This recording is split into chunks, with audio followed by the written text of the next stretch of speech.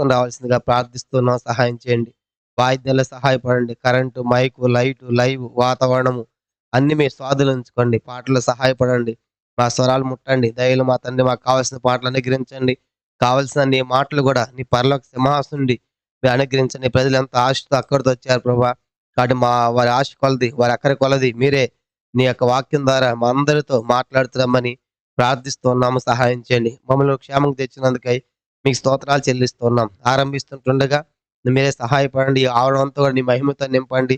జకర్యా 2:5 ప్రకారం నీ అగ్ని ప్రాకారం ఉంచండి. శత్రువుకి లేశమైన స్థలం లేకుండా చేయవలసిందిగా ప్రార్థిస్తున్నాం. సహాయపడమని వందనాలు చెల్లించుకుంటూ మీకు అప్పగించుకుంటూ మాకు ఏ పాట కూడా మాకు కావాల్సిన పాటలు కూడా మీరు అనుగ్రహించి మహిమ పొందమని అయ్యదాసు నన్ను కూడా మరుగుపరిచి ఇవన్నీ నడిపించట్లో, నిర్వహించట్లో మాకు కావాల్సినటువంటి మీ యొక్క ఆత్మ సహాయము మెండుగా దయచేయండి. ఈ స్థలమంతట్లో ఏ మానవుడు మహిమ పొందకుండాను గాక. సిలువబడిన యేసుక్రీస్తు వారికి మాత్రమే మహిమ యావత్తు ఆరోపిస్తున్నాం. దుమ్ము వంటి వారం, ధూళి వంటి వారం, పెండ గొప్పల మీద పురుగు వంటి వారమని ఒప్పుకుంటూ మహిమ యావత్తు మీకు ఆరోపించుకుంటూ యేసుక్రీస్తు వారి పరిశుద్ధమైన నామములో ప్రార్థించి స్తుతించి అతి వినమ్రగా వేడుకొనుచున్నాము తండ్రి. ఆమేన్.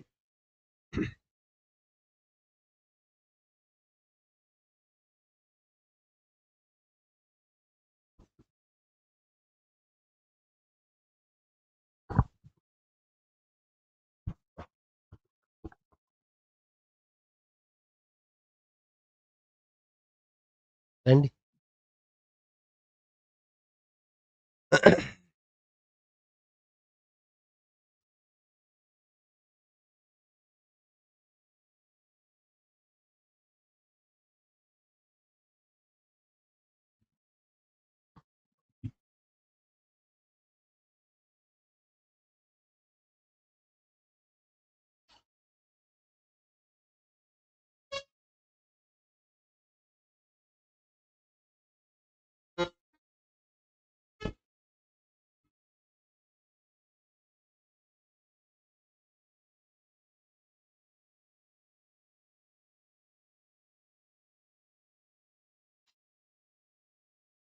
పాట సంఖ్య 93తో ఆరంభించుకుంటాం. 93వ పాట. కొత్త వాటిలో 93, పాత వాటిలో 91. ఆశించుము ప్రభు యేసు పాదములను వాసిగ పాపుల ఆశ్రయములవి. 93 కొత్త వాటిలో, పాత వాటిలో అయితే 91.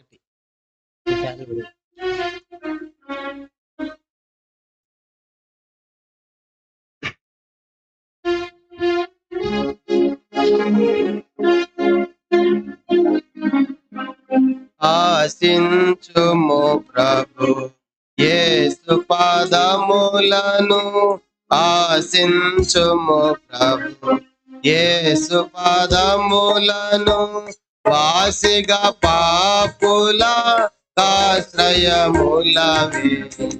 వాసిగా పాపుల ఆశ్రయములవి. ఆశించుము ప్రభు యేసు పాదములను, ఆశించుము ప్రభు యేసు పాదములను. యేసుని కీర్తిని కొనియాడెదము, యేసుని ప్రేమ చాటించెదము. యేసుని కీర్తిని కొనియాడెదము, యేసుని ప్రేమ చాటించెదము. యేసుని నామం ప్రేమన జయము, యేసుని నామం ప్రేమన జయము. ఆశించుము ప్రభు యేసు పాదములను, ఆశించుము ప్రభు యేసు పాదములను. యేసే ప్రేమ, యేసే రక్షణ, యేసే జ్యోతి, యేసే జీవం. యేసే ప్రేమ, యేసే రక్షణ, యేసే జ్యోతి, యేసే జీవం. యేసు ప్రభునకే స్తుతియు మహిమా యేసు ప్రభునకే స్తుతియు మహిమా ఆశించుము ప్రభు యేసు పాదములను పూజించుము ప్రభు యేసు పాదములను తుజ నుండి స్తుని భజనలు చేసి నిరంతరం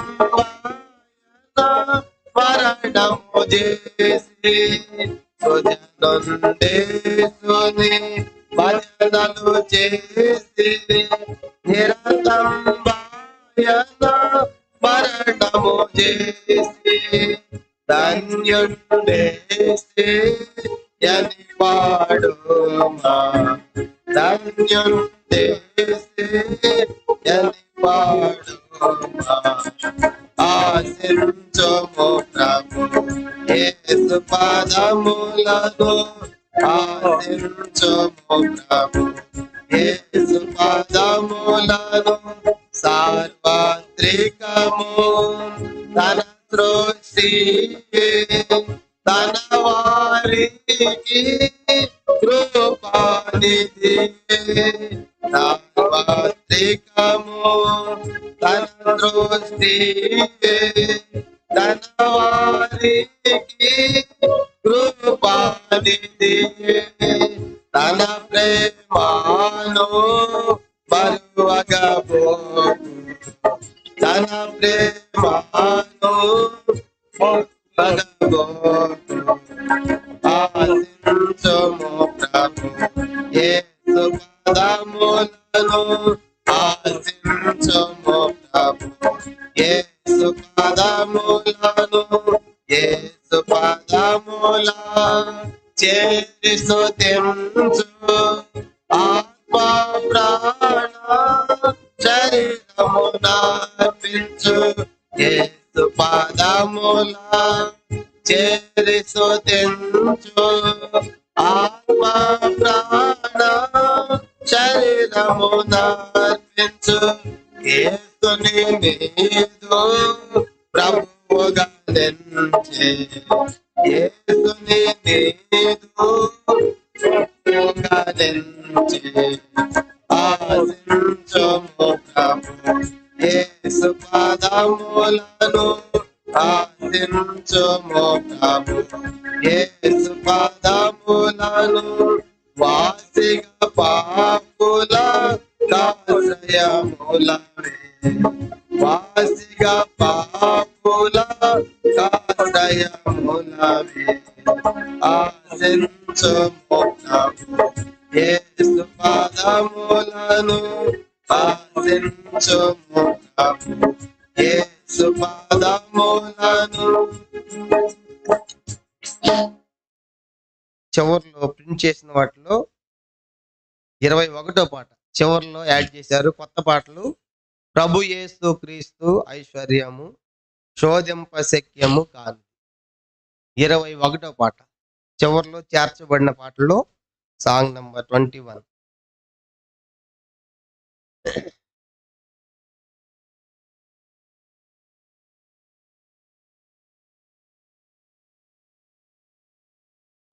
అది 21.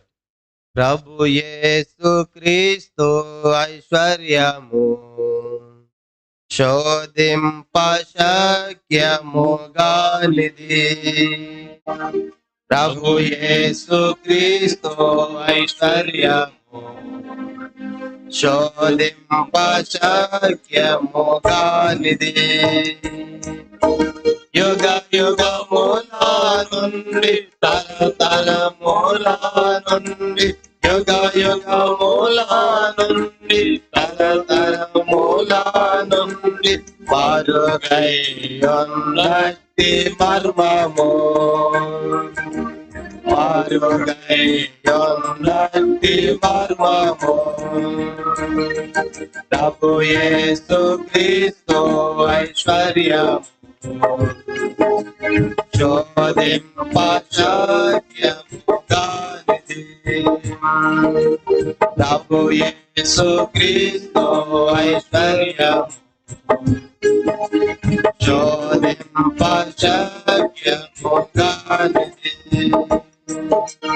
దేవుని కృపా మహదైశ్వర్యమే పాప క్షమాపణ మనకిచ్చెను. దేవుని కృపా మహదైశ్వర్యమే పాప క్షమాపణ మనకిచ్చెను. ఆయన దయా సంకల్పమే మనలను స్వాస్థ్యముగా చేసెను. ఆయన దయా సంకల్పమే మనలను స్వాస్థ్యముగా చేసెను. హల్లెలూయా హల్లెలూయా హల్లెలూయా హల్లెలూయా హల్లెలూయా హల్లెలూయా హల్లెలూయా హల్లెలూయా. ప్రభు యేసు క్రీస్తు ఐశ్వర్యము శోధింపశక్యముగానిది. ప్రభు యేసు క్రీస్తు ఐశ్వర్యము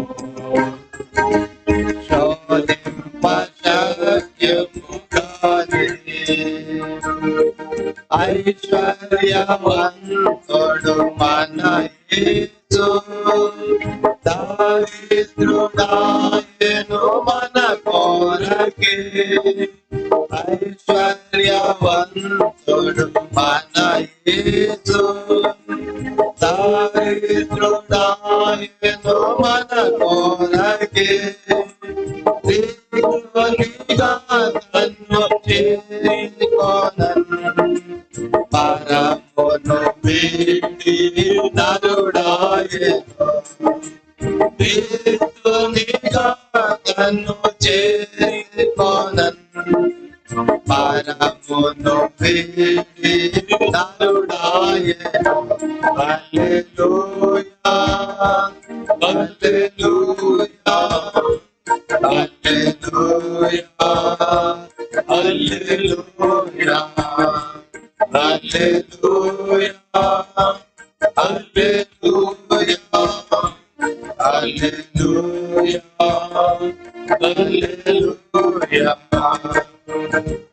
ప్రభు యేసు క్రీస్తు ఐశ్వర్యము శోధింపశక్యముగానిది. ప్రభు యేసు క్రీస్తు ఐశ్వర్యము శోధింపశక్యముగానిది. అల్పులము మనలను ప్రేమించెను సంగములో అంగములుగా చేసెను. అల్పులము మనలను ప్రేమించెను సంగములో అంగములుగా చేసెను. నీ ప్రేమైశ్వర్యం ఎంత గొప్పది దేవారింపమాకు బుద్ధి చాలదే. నీ ప్రేమైశ్వర్యం ఎంత గొప్పది వివరింపమాకు బుద్ధి చాలదే. హల్లెలూయా హల్లెలూయా హల్లెలూయా హల్లెలూయా హల్లెలూయా హల్లెలూయా హల్లెలూయా హల్లెలూయా. ప్రభు యేసు క్రీస్తు ఐశ్వర్యము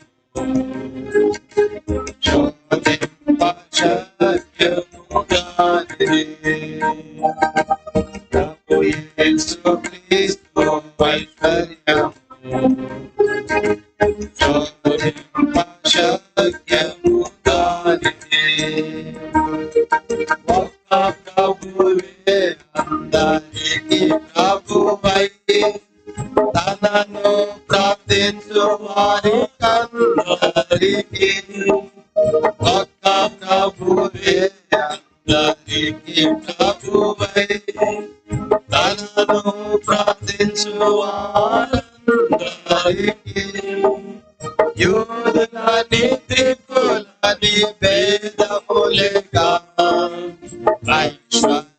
ఐశ్వర్యవంతుడు కృప చూపును యూదులని త్రికులని భేదములేక ఐశ్వర్యవంతుడు కృప చూపును హల్లెలూయా హల్లెలూయా హల్లెలూయా హల్లెలూయా హల్లెలూయా హల్లెలూయా హల్లెలూయా హల్లెలూయా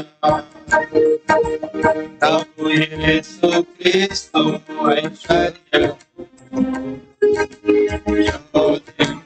శక్యము కాదే ప్రభు యేసు క్రీస్తు ఐశ్వర్యము శక్యము కాదే దారిద్రులముగా ఎంచబడితిమి లోకమున ఐశ్వర్యమిచ్చుచుంటిమి దారిద్రులముగా ఎంచబడితిమి లోకమున ఐశ్వర్యమిచ్చుచుంటిమి ఏమీయు లేని వారమైనను సమస్తమును కలిగి ఉన్న వారము ఏమీయు లేని వారమైనను సమస్తమును కలిగి ఉన్న వారము హల్లెలూయా హల్లెలూయా హల్లెలూయా హల్లెలూయా హల్లెలూయా హల్లెలూయా హల్లెలూయా హల్లెలూయా ప్రభు యేసు క్రీస్తు ఐశ్వర్యము శక్యము కాదే ప్రభు యేసు క్రీస్తు ఐశ్వర్యము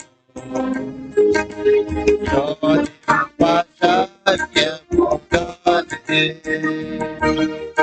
చిక్కులన్నీ తొలగించి దారి చేర్చి ఒక్కటిగా సంగమును సమకూర్చి చిక్కులన్నీ తొలగించి దారి చేర్చి ఒక్కటిగా సంగమును సమకూర్చి దిక్కుగా నుండి కాపాడుచుంటివి ప్రభుబడి చెల్లించే ఆరాధింతుము దిక్కుగా నుండి కాపాడుచుంటివి ప్రభుబడి చెల్లించి ఆరాధింతుము హల్లెలూయా హల్లెలూయా హల్లెలూయా హల్లెలూయా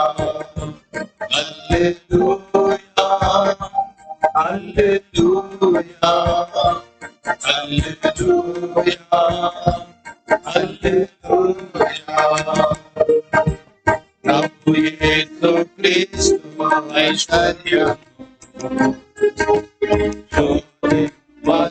శక్యము కాదే ప్రభు యేసు క్రీస్తు ఐశ్వర్యము శక్యము కాదే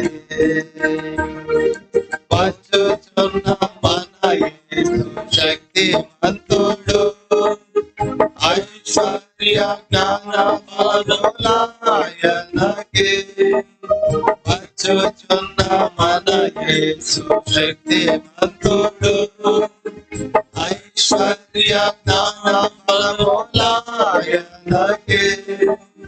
మహిమా స్తుతి స్తోత్రముల్ యుగ యుగములాయనకే హల్లెలూయా మహిమా స్తుతి స్తోత్రముల్ యుగ యుగములాయనకే హల్లెలూయా హల్లెలూయా హల్లెలూయా హల్లెలూయా హల్లెలూయా హల్లెలూయా హల్లెలూయా హల్లెలూయా హల్లెలూయా ప్రభు యేసు క్రీస్తు ఐశ్వర్యము జ్యోతింపజేయముగానిదే ప్రభు యేసు క్రీస్తు ఐశ్వర్యము జ్యోతింపజేయముగానిదే యుగ యుగముల నుండి తరతరముల నుండి యుగ యుగముల నుండి తరతరముల నుండి ఆరుగై ఉన్నది మర్మము ఆరుగై ఉన్నది మర్మము ప్రభు యేసు క్రీస్తు ఐశ్వర్యము జ్యోతింపజేయముగానిదే ప్రభు యేసు క్రీస్తు ఐశ్వర్యము జ్యోతింపజేయముగానిదే పాట సంఖ్య 758. చివరగా ఈ చిన్న పాట పాడతాం. 758 కొత్త వాటిలో, పాత వాటిలో 742. నే నీ వాడనై ఉండగోరెదన్ యేసు ప్రియ రక్షక. 758 కొత్త వాటిలో, పాత వాటిలో 742.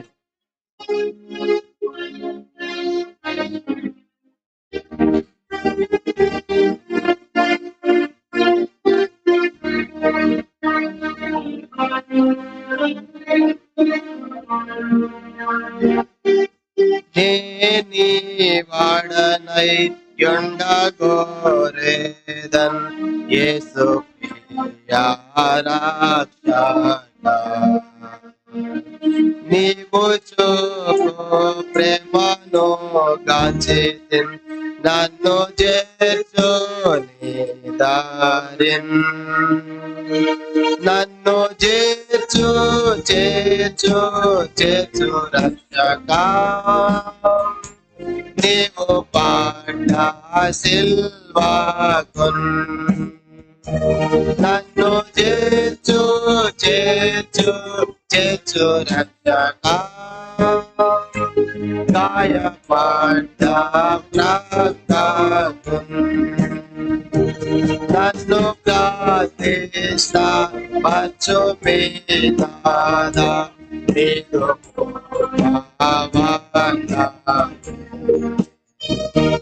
నాదు ఆత్మానితో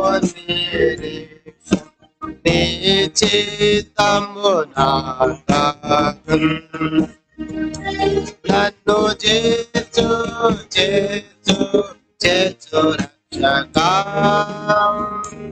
నీవు పడ్డ సిల్వాకున్ నన్ను చేర్చు చేర్చు చేర్చు రక్షక. గాయపడ్డ ప్రాకాకున్ నీదు సన్నిధిలో నీ కానుంది ఎంత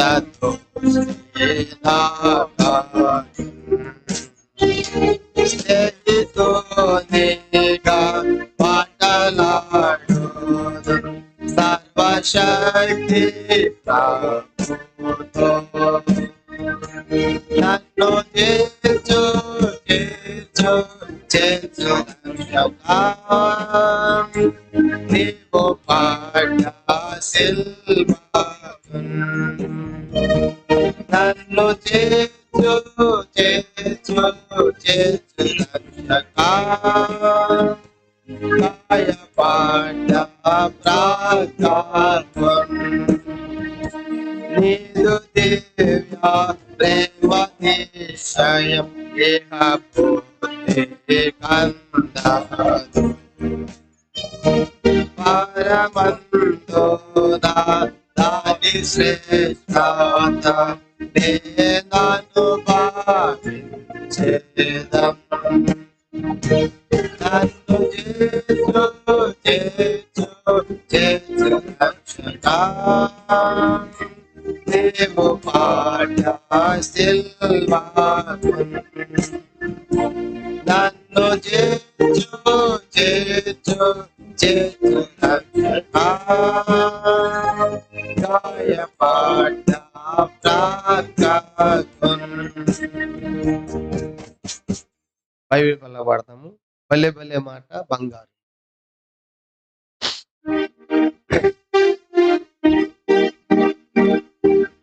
బలే బలే మాట బంగారు మాట బైబిల్లో మాట యేసు మాట బలే బలే మాట బంగారు మాట బైబిల్లో మాట యేసు మాట నా జీవితాన నీ జీవితాన పరువాని మాట యేసు మాట నా జీవితాన నీ జీవితాన పరువాని మాట యేసు మాట బలే బలే మాట బంగారు మాట బైబిల్లో మాట యేసు మాట బలే బలే మాట బంగారు మాట బైబిల్లో మాట యేసు మాట. ప్రార్థన చేసుకుంటాం.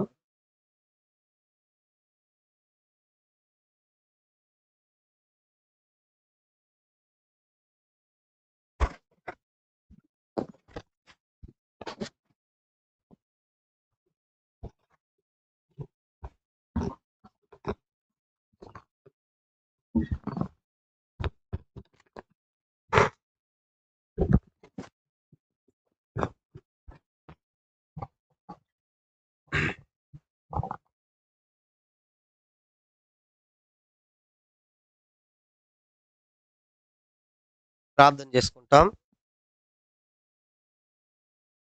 ప్రేమగల ప్రియమైన పరలోకపు తండ్రి, పరిశుద్ధుడు నమ్మకమైన మా దేవ, మహోన్నతుడా, జీవం కలిగిన తండ్రి, జీవాధిపతి, మీ స్తోత్రాలు చెల్లిస్తూ ఉన్నాం.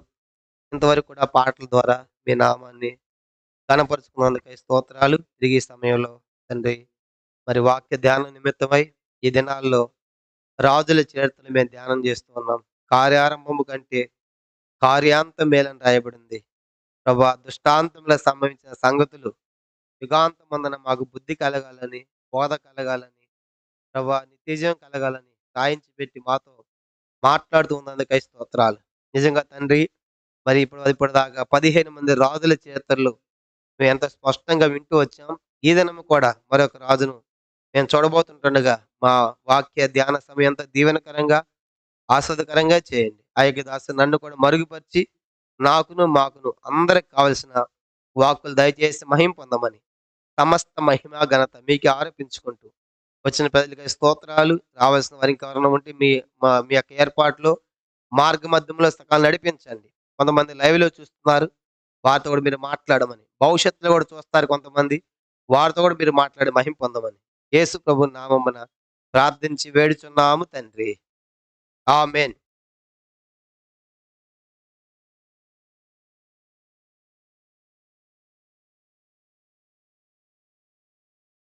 మనం ఇప్పటికి దాదాపుగా మరి 15 మంది రాజుల చరిత్రలు మనం ఇప్పుడు చూస్తూ వచ్చాం. ఇవన్నీ కూడా మరి కట్టుకథలు కాదు. మనం చూసేవన్నీ కూడా ఇవి వాస్తవ సంఘటనలు, యథార్థ గాథలు, నిజంగా జరిగిన చరిత్రలు. కాబట్టి దీనికి అన్నిటికి కూడా ఆధారాలు ఇప్పటికి కూడా రుజువులన్నీ ఉన్నాయి. కాబట్టి ఇవి కథలు అనుకోబాకండి. కనుక ఏదో కథలాగా చెప్తున్నాడు అనుకుని కథలు అనే భ్రమలో మనం ఉండకూడదు. కనుక ఇది కథలు కాదు. ఇది జరిగిన చరిత్రలు. కనుక వాస్తవ సంఘటనలు అనే విషయము మనం ఎన్నడూ కూడా మర్చిపోకూడదు. ఇప్పుడు దాదాపుగా మనము మరి 15 మంది రాజుల చరిత్రలు మనం చూసాం. మరి మొదటి రాజు మరి సౌలైతే, సౌలు తర్వాత ఆయన తొలగించి దావీదుని ఎన్నుకున్నాడు. తర్వాత దావీదు తర్వాత మరి సొలొమోను, ఆయన కుమారుడు సొలొమోను ఎన్నుకోవటం. ఆ తర్వాత మరి రెహబాము అయి రాజు అయ్యాడు. రెహబాం టైంలోనే రాజ్యం రెండుగా విడిపోయిందిగా మనం చూసాం. ఇది యోధా రాజ్యముగాను, ఇదేమో ఇశ్రాయేలు రాజ్యముగా మనం చూస్తున్నాం. ఇది 2 గోత్రాలు, ఇదొచ్చి 10 గోత్రాలు. ఇది దక్షిణ రాజ్యము, ఇది ఉత్తర రాజ్యము. ఇక్కడ 20 మంది రాజులున్నారు. ఇక్కడ 19 మంది రాజులున్నారు. కాబట్టి ఇవి మనం చూస్తూ ఉన్నాం. కాబట్టి ఈ సత్యాన్ని మనము క్షమించండి, ఇక్కడ అంతే కదా, ఇక్కడ చూడండి. కనుక ఎంతమంది రాజులు మనం చూసాము, అక్కడ వచ్చేసి యోధా రాజులు మొత్తము 20 మంది.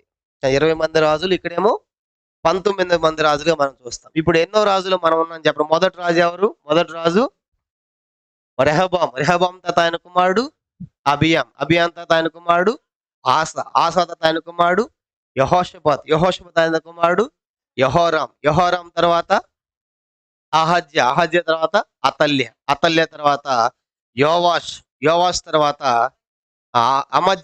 అమజ్య తర్వాత ఉజ్జియా తర్వాత యోతాము తర్వాత అహజ్య తర్వాత హిజ్కియా, అహజ్య కదా, ఆహాజు తర్వాత హిజ్కియా తర్వాత మనష్షే తర్వాత ఆమోన్. కనుక ఇప్పుడు 14వ రాజు ఎవరంటే 14వ రాజు వచ్చేసి మనష్షే. గత వారం మనం చూసాం మనష్షే. 15వ రాజు వచ్చేసి ఆమోన్. ఇతని గురించి ఎక్కువ లేదు కాబట్టి మనం చదివి ముగించాం. ఈరోజు 16వ రాజు మనం చూడబోతున్నాము. ఎవరంటే 16వ రాజు యోషియా.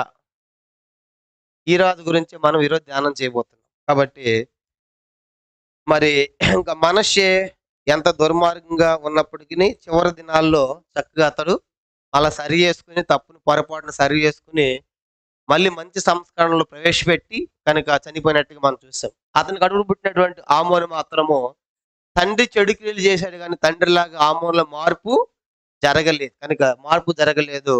తండ్రి చేసినటువంటి ఆ విగ్రహారాధన, సూర్యచంద్ర నక్షత్రాలు కానీ, అష్టారోతు తర్వాత మరి అషేరా దేవ ప్రతిమలు, బయలుదేవత ప్రతిమలు అన్ని కూడా మందిరాలు నింపి దుర్మార్గంగానే పరిపాలించినప్పుడు ఆమోను మీద ప్రజలు కుట్ర చేసి ఆమోను ఏం చేశారు? చంపేశారు. ఆ తర్వాత ఆమోను కుమారుడైనటువంటి యోషియా అతని తర్వాత రాజు కావటం మనం చూస్తాం. కాబట్టి బైబిల్లో మొత్తం మనకి 2 యోషియాలు మనకు కనపడతారు. ఎంతమంది యోషియాలు మనకు కనపడుతున్నారు?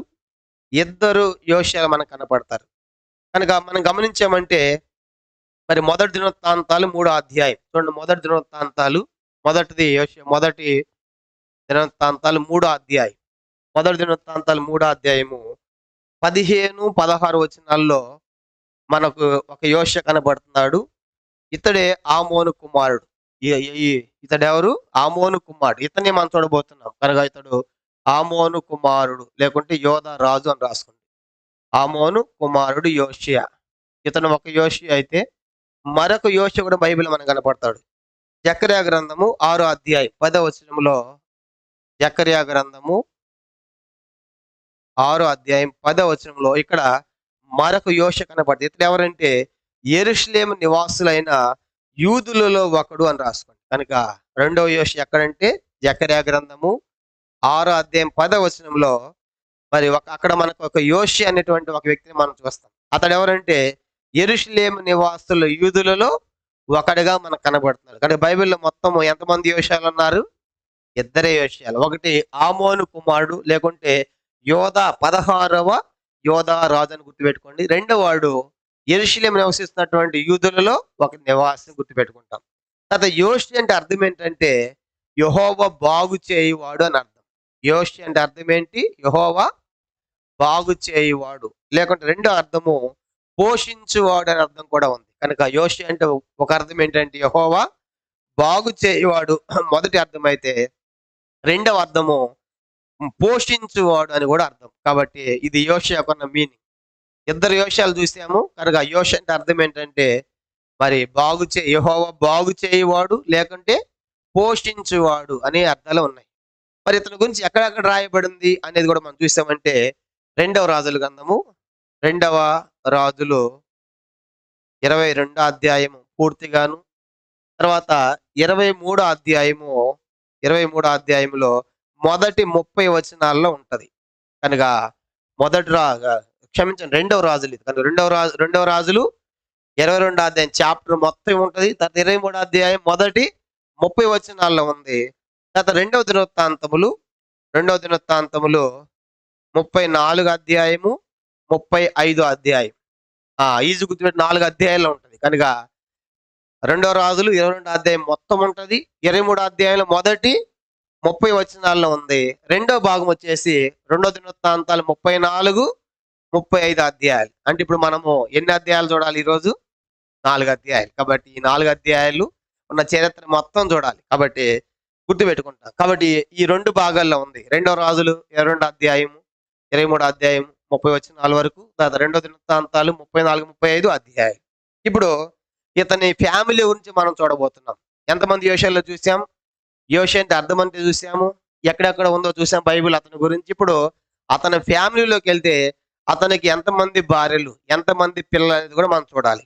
చూడండి, అతనికి ఎంతమంది పిల్లలు ఉన్నారంటే మొదటి దినవృత్తాంతాలు ఇక్కడ రాసాం కదా 3 అధ్యాయము 15, 16 వచనాలు చూడండి. అతని ఫ్యామిలీలోకి మనం వెళ్ళినప్పుడు ఎంతమంది ఉన్నారండి? మొదటి దినవృత్తాంతాలు 3 అధ్యాయం, మొదటి దినవృత్తాంతములు 3 అధ్యాయము. ఇక్కడ క్లియర్గా అతనుకున్న పిల్లల గురించి రాయబడింది. మొదటి దినవృత్తాంతములు 3 అధ్యాయం చూడండి, 15, 16 వచనాలు. అందరు తీయండి. మొదటి దినవృత్తాంతాలు 3 అధ్యాయం 15 వచనం. యోషియా కుమారులు ఎవరనగా జ్యేష్ఠుడు యోహానాను, రెండవవాడు యెహోయాకీము, మూడవవాడు సిద్కియా, నాలుగోవాడు షల్లూము. కాబట్టి ఎంతమంది అంట ఇతనికి పిల్లలు? మొత్తం 4. కాబట్టి మొదటి వాడు యోహానాను, తర్వాత రెండో వాడు వచ్చేసి యెహోయాకీము. కనుక యెహోయాకీము. ఇతనికే మరి ఒక పేరు ఏంటంటే ఎల్యాకీము అని కూడా ఇతనికే పేరు. ఎల్యాకీము అన్న కూడా ఇతడే, గుర్తుపెట్టుకోండి. కనుక యెహోయాకీము అని రాశాం కదా. ఈ యెహోయాకీముకే మరొక పేరు ఏంటంటే చెప్పండి, ఏం పేరు? మరొక పేరు ఎల్యాకీము అన్న కూడా ఇతడే. కనుక అది వేరే అధ్యాయాలు మనం చదివినప్పుడు ఎల్యాకీము అని ఉంటుంది. ఇక్కడ ఎల్యాకీము ఉంది, అక్కడ యెహోయాకీము, కన్ఫ్యూజ్ అవసరం లేదు. ఈ యెహోయాకీముకి మరొక పేరేంటి? ఎల్యాకీము. తర్వాత ఇతడు ఎన్నోవాడని చూసాను చెప్పండి. ఇతడు రెండోవాడు. మూడోవాడు సిద్కియా, నాలుగోవాడు షల్లూము. షల్లూముకి కూడా మరొక పేరు ఉంది. షల్లూముకి ఇక్కడేమో షల్లూము అని ఉంటది. షల్లూముకి మరొక పేరు ఏంటంటే యెహోయాహాజు అన్నా కూడా ఇతడే, యెహోయాహాజు. ఇప్పుడు గుర్తుపెట్టుకుంటాము. షల్లూముకున్న మరొక పేరేంటి? యెహోయాహాజ్. మీరు రాజుల గ్రంథము దినవృత్తాలు చదువుతున్నప్పుడు ఒక చోటేమో షల్లూము అని ఉంటది, ఇంకో చోటేమో యెహోయాహాజ్. అప్పుడు అక్కడ షల్లూము ఉంది, ఇక్కడ ఇట్లా ఉందని కన్ఫ్యూజ్ పడాల్సిన అవసరం లేదు. ఈ షల్లూముకు మరొక పేరేంటి? బైబిల్లో చాలా మందికి 2 పేర్లు ఉన్నాయి. కనుక మనం ఏమో మనకు తెలుసు. ఇస్సాకు ఏమని పేరు మార్చబడింది? క్షమించండి, యాకోబు పేరు ఏమని మార్చబడింది? ఇశ్రాయేల్. అబ్రహాం అయితే అబ్రహాముగా. అలాగే ఎంతో మందికి 2 పేర్లు ఉన్నాయి. కానీ ఇప్పుడు ఇక్కడ కూడా యెహోయాకీముకు మరొక పేరేంటి? ఎల్యాకీము. తర్వాత షల్లూముకు మరొక పేరేంటి? యెహోయాహాజు అని బ్రాకెట్లు రాసుకోండి. కనుక ఇప్పుడు మొత్తం మనకి ఎంతమంది పిల్లలని అర్థమైంది? 4. కనుక ఈ 4 ఎంతమందికి పుట్టారు? ఒకే ఆమెకి పుట్టారా, లేకుంటే వేరే వాళ్ళు కూడా పుట్టారనే సంగతి కూడా అతని చరిత్ర మనం చూస్తామండి. ఇప్పుడు రాజుల గ్రంథానికి వెళ్తాం. కనుక ఈ నలుగురికి కూడా తల్లులు ఎవరో చూస్తాం. రెండవ రాజుల గ్రంథము 2వ రాజులు 22 అధ్యాయం. 2వ రాజుల గ్రంథము 2వ రాజులు 22 అధ్యాయం మొదటి వచనం. 2వ రాజులు 22 అధ్యాయం మొదటి వచనం చూడండి. మొదటి వచనం. యోషియా యాగం ఆరంభించినప్పుడు 8 ఏండ్ల వాడై యెరూషలేమునందు 31 సంవత్సరములు ఏలెను. అతని తల్లి బస్కతు ఊరి వాడగు అదాయకు కుమార్తె అయిన యెదీదా. ఇప్పుడు ఈ యోషియా యొక్క తల్లి ఎవరంట? అందరు చెప్పండి ఎవరు? యెదీదా. యోషియా తల్లి యెదీదా. యోషియా తండ్రి చెప్పండి. యోషియా తండ్రి ఎవరు? అది చెప్పండి. అది కదా ఇక్కడ తండ్రి ఏమో ఆమోను, తల్లి ఏమో యెదీదా. కాబట్టి యోషియా తండ్రి ఆమోను. అంటే ఆమోను యెదీదాల కుమారుడే యోషియా. గుర్తుపెట్టుకోండి. కాబట్టి ఆమోను యెదీదాల కుమారుడు యోషియా. ఇప్పుడు యోషియాకి ఎంతమంది పిల్లలను చూసాము? 4 పిల్లలు. కనుక ఇప్పుడు 4 పిల్లలు పుట్టారంటే ఈ 4కి ఉన్నటువంటి ఇప్పుడు యోషియా యొక్క భార్యలు మనకు తెలియాలి. కనుక తండ్రి ఆమోన్ అని తెలిసింది, యోషియా తల్లి యెదీదా అని తెలిసింది. ఇప్పుడు యోషియా భార్యలు చూడండి. ఇదే 2వ రాజుల గ్రంథము 23 అధ్యాయం 23 అధ్యాయము చూడండి. 31 వచనం. 2వ రాజులు 23 అధ్యాయం 31 వచనం చదవండి.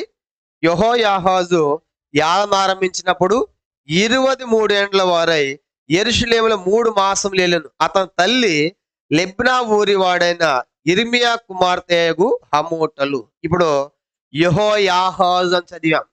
యెహోయాహాజు అంటే ఇక్కడ ఎన్నోవాడని చూసాం చెప్పండి. ఇక్కడ ఎన్నోవాడు? ఇతనిగా మరొక పేరేంటి? షల్లూమ్. యెహోయాహాజు తల్లి పేరు ఏందంట? తల్లి ఎవరు? తల్లి పేరేంటి? హమూటలు. అంటే ఇప్పుడు యోషియాకి ఏమవుతుందేమే?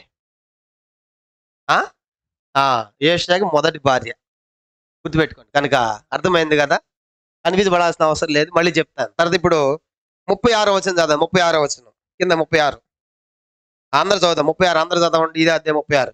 యెహోయాకీము యాగం ఆరంభించినప్పుడు 25 ఏండ్ల యెరూషలేమునందు 11 సంవత్సరములు ఏలెను. అతని తల్లి రోమా ఊరి వాడైన పెదయ కుమార్తెగు జెబూదా. ఇక్కడ యెహోయాకీము తల్లి ఎవరంట? యెహోయాకీము అంటే ఇక్కడ అతనికి మరొక పేరేమని చెప్పాము? ఎల్యాకీము. కనుక యెహోయాకీముకి మరొక పేరేంటి? ఎల్యాకీము. కనుక ఇప్పుడు ఎల్యాకీము తల్లి ఎవరంట? జెబూదా. మరి ఇప్పుడు అందరూ చూడండి. కన్ఫ్యూజ్ పడాల్సిన అవసరం లేదు. యోషియా తండ్రి ఎవరు? ఆమోను. తల్లి ఎవరు? యెదీదా. అంటే ఆమోను యెదీదాల కుమారుడు యోషియా. యోషియాకి ఎంతమంది పిల్లలను చూసాం? మొత్తము 4. మొదటి వాడు యోహానాను, రెండవ వాడు యెహోయాకీము, రెండవ వాడు యెహోయాకీము. ఇతనికి మరొక పేరేంటి? ఎల్యాకీము. 3వ వాడు సిద్కియా. 4వ వాడు షల్లూముకి మరొక పేరేంటి? యెహోయాహాజు. ఇక్కడ మనం చదువుకున్న 31వ వచనంలో యెహోయాహాజు తల్లి ఎవరంట? చెప్పండి. యెహోయాహాజు తల్లి ఎవరు? హమూటలు. తర్వాత యెహోయాకీము తల్లి ఎవరంట? జెబూదా. అంటే ఇప్పుడు యోషియాకి వీళ్ళిద్దరు ఏమవుతారు? భార్యలు. అందరు చెప్పండి. ఎవరంటే యోషియాకి వీళ్ళిద్దరు? ఈ నలుగురు యొక్క తల్లులే ఇద్దరు. కాబట్టి అంటే యోషియాకి మొత్తం ఎంతమంది భార్యలు ఉన్నారని అర్థమవుతుంది మనకి? 2 భార్యలు. ఒకటి హమూటలు, రెండవది జెబూదా. అంటే ఇప్పుడు యోషియా యొక్క 4 పిల్లలు యోహానాను, రెండవ వాడు యెహోయాకీము లేకుంటే ఎల్యాకీము, 3వ వాడు సిద్కియా, 4వ వాడు షల్లూము లేకుంటే యెహోయాహాజు. ఈ 4 కూడా జెబూదా హమూటల యొక్క పిల్లలు అని గుర్తుపెట్టుకోండి. కాబట్టి ఇప్పుడు యోషియాకు మొత్తము 2 భార్యలు. పిల్లలు ఎంతమంది?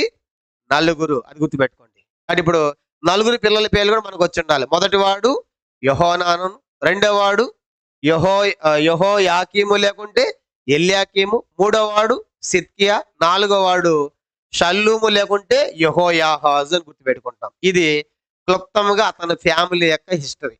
ఇప్పుడు చెప్పండి. తండ్రి ఆమోను, తల్లి యెదీదా. యోషియాకి 4 పిల్లలను చూసాము. 4 పిల్లలు ప్లస్ వీళ్ళ తల్లులు అంటే ఏంటి? ఇప్పుడు యెహోయాకీము తల్లి అంటే యోషియాకి ఏమవుతుంది? భార్య. యెహోయాహాజు తల్లి అంటే యోషియాకి ఏమవుతుంది? భార్య. కాబట్టి యోషియాకి 2 భార్యలు, నలుగురు పిల్లలు అనే విషయము మనం గుర్తుపెట్టుకుంటాం. కాబట్టి ఇంతవరకు ఇతని ఫ్యామిలీ అర్థమైంది అనుకుంటున్నా. కాబట్టి అతను భార్య, అతని తల్లి, అతని తండ్రి, తర్వాత అతనికి కింద 2 భార్యలు, ఉన్న 4 పిల్లలు మనం చూసాం. కానీ ఇప్పుడు అతని పరిపాలన లోపలికి మనం వెళ్తాం. ఎలా పరిపాలన చేశాడు యోషియా అనే సంగతి 23వ అధ్యాయం, 2వ రాజుల గ్రంథము, 2వ రాజులు 23వ అధ్యాయం చూడండి. 23వ అధ్యాయము మొదటి వచనం.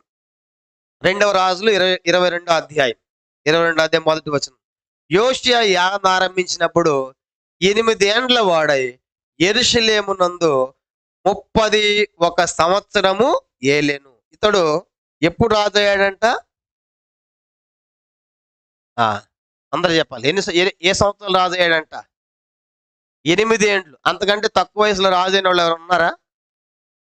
చెప్పండి ఎవరు? Very good. యోవాషు. ఎప్పుడు రాజు అయ్యాడు యోవాషు? మొదటి ప్లేస్ లో యోవాషు ఉంటాడు. ఎన్నో సంవత్సరము యోవాషు?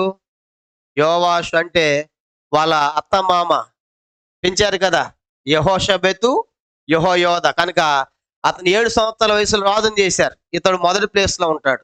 రెండో ప్లేస్ లో చిన్న వయసులో రాజు అయింది ఎవరు? యోషియా. ఎన్ని సంవత్సరాలకి?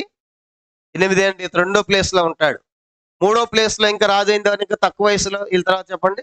మనష్య. Very good. మీ అందరికి ఎగ్జామ్ పాస్ అయిపోయారు అందరు. మనష్య ఎన్ని సంవత్సరాల వయసులో అయ్యాడు? 12 ఏండ్లు. కనుక చూడండి, కనుక అతి చిన్న వయసులో రాజు అయింది ఎవరంటే యోషియా. 7 సంవత్సరాలకి.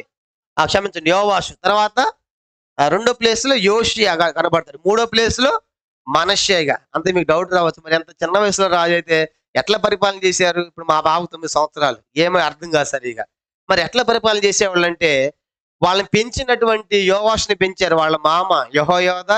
ఎట్లా పెంచారు? మందిరంలో పెంచి సింహాసనం మీద కూర్చోబెట్టి వాళ్ళు నడిపించేవాడు. అధికారులు, మంత్రులు, మంత్రివర్గం ఉండి అతను అన్ని అర్థమయ్యేంత వరకు వాళ్ళ పర్యవేక్షణలో కార్యక్రమాలు జరిగాయి. సింహాసనం మీద మాత్రము చిన్నవాడైన రాజే ఉండేవాడు, నడిపించేదంతా కూడా వాళ్ళే. కాబట్టి అట్లా ఇప్పుడు అది చిన్న వయసులో అంటే రెండో ప్లేస్ లో మనకు యోషియా కనబడతాడు. 8 సంవత్సరాలకి రాజు అయ్యాడు. కాబట్టి రాజు అయిన తర్వాత అతను యొక్క ప్రార్థన కూడా 8 సంవత్సరాలకి ఎంత గొప్ప ప్రార్థన చేస్తాడో మనం కింద వచ్చిన ఈ అధ్యాయంలో మనం చూస్తాం. ఈ 8 సంవత్సరాల వయసులో దేవుని సంగతి విన్నప్పుడు ఎంత హృదయ భారం ఉంది అతనికి, కింద వచ్చిన వాళ్ళు ఈరోజు మనం ధ్యానం చేస్తాం, మనకు అర్థమవుతుంది. కాబట్టి ఇప్పుడు ఇతడు ఎప్పుడు రాజు అయ్యాడంటే 38 సంవత్సరాలకు రాజు అయ్యాడు. 8 సంవత్సరాల వయసులో ఎన్ని సంవత్సరాలు పరిపాలించాడు? 31 సంవత్సరాలు పరిపాలించాడు యోధా దేశాన్ని యోషియా. కాబట్టి అది మనకు జ్ఞాపకం పెట్టుకుంటాం. కాబట్టి ఇప్పుడు అతని పరిపాలన, అతను రాజు అయిన తర్వాత మరి ఎలా జీవించాడో కూడా మనము కొంచెం ముందుకు వెళ్తాం. ఇంకా చూడండి, మొదటి అధ్యాయంలో 8 సంవత్సరాల వయసులోనే రాజు అయ్యాడని చూసాము. ఇప్పుడు చూడండి 2వ వచనం. అతని తల్లి చూసాం కదా, తల్లి యోషియా తల్లి ఎవరంట? యెదీదా. తండ్రి ఆమోను. 2వ వచనం. అతడు యెహోవా దృష్టికి రెండో రాజు 2:2. అతడు యెహోవా దృష్టికి యథార్థముగా నడుచుచు కుడి ఎడమలకు తిరగక తన పితరుడు దావీదు చూపిన ప్రవర్తనకు సరిగా ప్రవర్తించను. ఇతని గురించి స్టార్టింగ్ లో రాయబడి ఉంది, దావీదు వలె కుడి ఎడమలు తిరగకుండా యథార్థముగా పాలించిన వాడు. మంచి రాజుగా మనకు కనబడుతున్నాడు. కాబట్టి ఇతని గురించి పరిశుద్ధాత్మ దేవుడు రాయించింది ఏంటంటే, కుడి ఎడమలకు తొలగలేదు, దావీదులాగా యథార్థముగా నడిచిన వాడు. కానీ ఇతని తండ్రి ఆమోను ఎట్లా జీవించాడు చెప్పండి?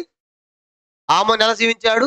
దుర్మార్గంగా జీవించి ఆ యొక్క మందిరంలో విగ్రహాలు నిలిపించి, కనుక తండ్రిల ఆకాశ నక్షత్ర సమూహాలు పెట్టి బలిపీఠాలు కట్టించి వాటిని సేవించి, అలా జరుగుతున్నప్పుడు అతను చంపేసి అతని కుమారుడు రాజు చేశాడు. తండ్రి ఆమోను ఎంతో దుర్మార్గంగా జీవించాడు. కానీ అతని కడుపును పుట్టినటువంటి యోషియా మాత్రం ఎట్లా ఉన్నాడంట? యథార్థముగా ఉన్నాడు. కనుక ఒక దుర్మార్గుని కడుపున ఒక యథార్థవంతుడు పుట్టాడు. కుడి ఎడమలు తిరగకుండా దావీదులాగా ప్రవర్తించాడంట. ఇప్పుడు అతను రాజు అయిన తర్వాత ఏం చేస్తున్నాడు చూడండి. 3వ వచనం నుండి మనం గమనించామంటే, 3వ వచనం చూడండి. 3వ వచనం, కుడి ఎడమలకు అతడు తిరగకుండా పరిపాలన చేశాడు 2వ వచనంలో. ఇప్పుడు 3వ వచనం నుంచి 7వ వచనం వరకు మనము మార్చి చదువుకుంటాం. మార్చి 22 అదే 3వ వచనం నేను చదువుతాను, గమనించండి. రాజైన యోషియా ఏలుబడిలో 18వ సంవత్సరం మందు. ఇప్పుడు అతనికి ఏ వయసుకు వచ్చాడంటే పరిపాలనకు ఎన్నో సంవత్సరం అంటే, ఇది ఇప్పుడు ఎన్ని సంవత్సరము? 18వ సంవత్సరంకి వచ్చాడు. 18 అంటే ప్లస్ అతను రాజు అయింది ఎప్పుడు? 8 అంటే ఎంత వయసు అప్పటికి? ఇప్పుడు 18వ సంవత్సరానికి వచ్చాడు, పరిపాలన జరిగి 18వ సంవత్సరానికి వచ్చాడు. అంటే 18 సంవత్సరానికి ముందు అతనికి ఎంత వయసు ఉంది? 26. అంటే ఇప్పుడు అతని వయసు ఎంత అన్నట్టు? 26 సంవత్సరాల్లో మొదలు పెడుతున్నాడు. చూడండి 3వ వచనం. అర్థమైందా? అతను రాజైన 8 సంవత్సరాలు, ఇప్పుడు 18వ సంవత్సరం వచ్చింది పరిపాలన. 18 ఒక 8 కలిపితే 26. అంటే ఇప్పుడు యోషేయ వయసు ఎంత ఇప్పుడు? 26 సంవత్సరాలు గుర్తుపెట్టుకోండి. కానీ ఇప్పుడు 26, 18వ సంవత్సరం 26వ ఏట. చూడండి, చదవండి.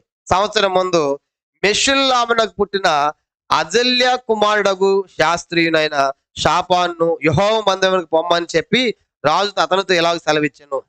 చదవండి. నీవు ప్రధాన యాజకుడిని హిల్కియా యొద్దకు పోయి ద్వారపాలకులను జనుల యొద్ద వసూలు చేసిన యెహోవా మందిరము నుంచి రొక్కపు మొత్తం చూడమని అతనితో చెప్పుము.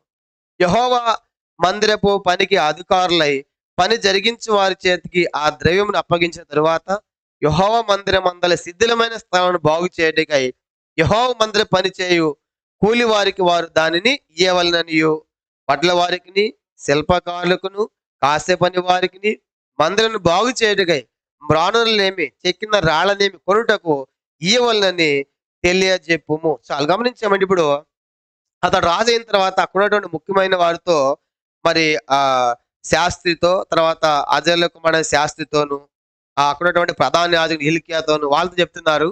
ఆ శాస్త్రి ప్రధాన యాజకుని పిలిచి, మీరు మందిరంలోకి వెళ్ళి ఎంత ఉందో లోపల ఆ ధనాన్ని లెక్కించండి. కనుక ఆ ఎంత ఉందో ఆ యొక్క అమౌంట్ చూడండి. చూసిన తర్వాత ఏం చేయాలి? మీరు ఎక్కడెక్కడైతే మందిరము పాడైపోయిందో, శిథిలం అయిపోయిందో దాన్ని ఏం చేయాలి? మనము బాగు చేయాలి. ఎందుకంటే ఇతని తండ్రి టైంలో మందిరంలో సేవ జరిగిందా?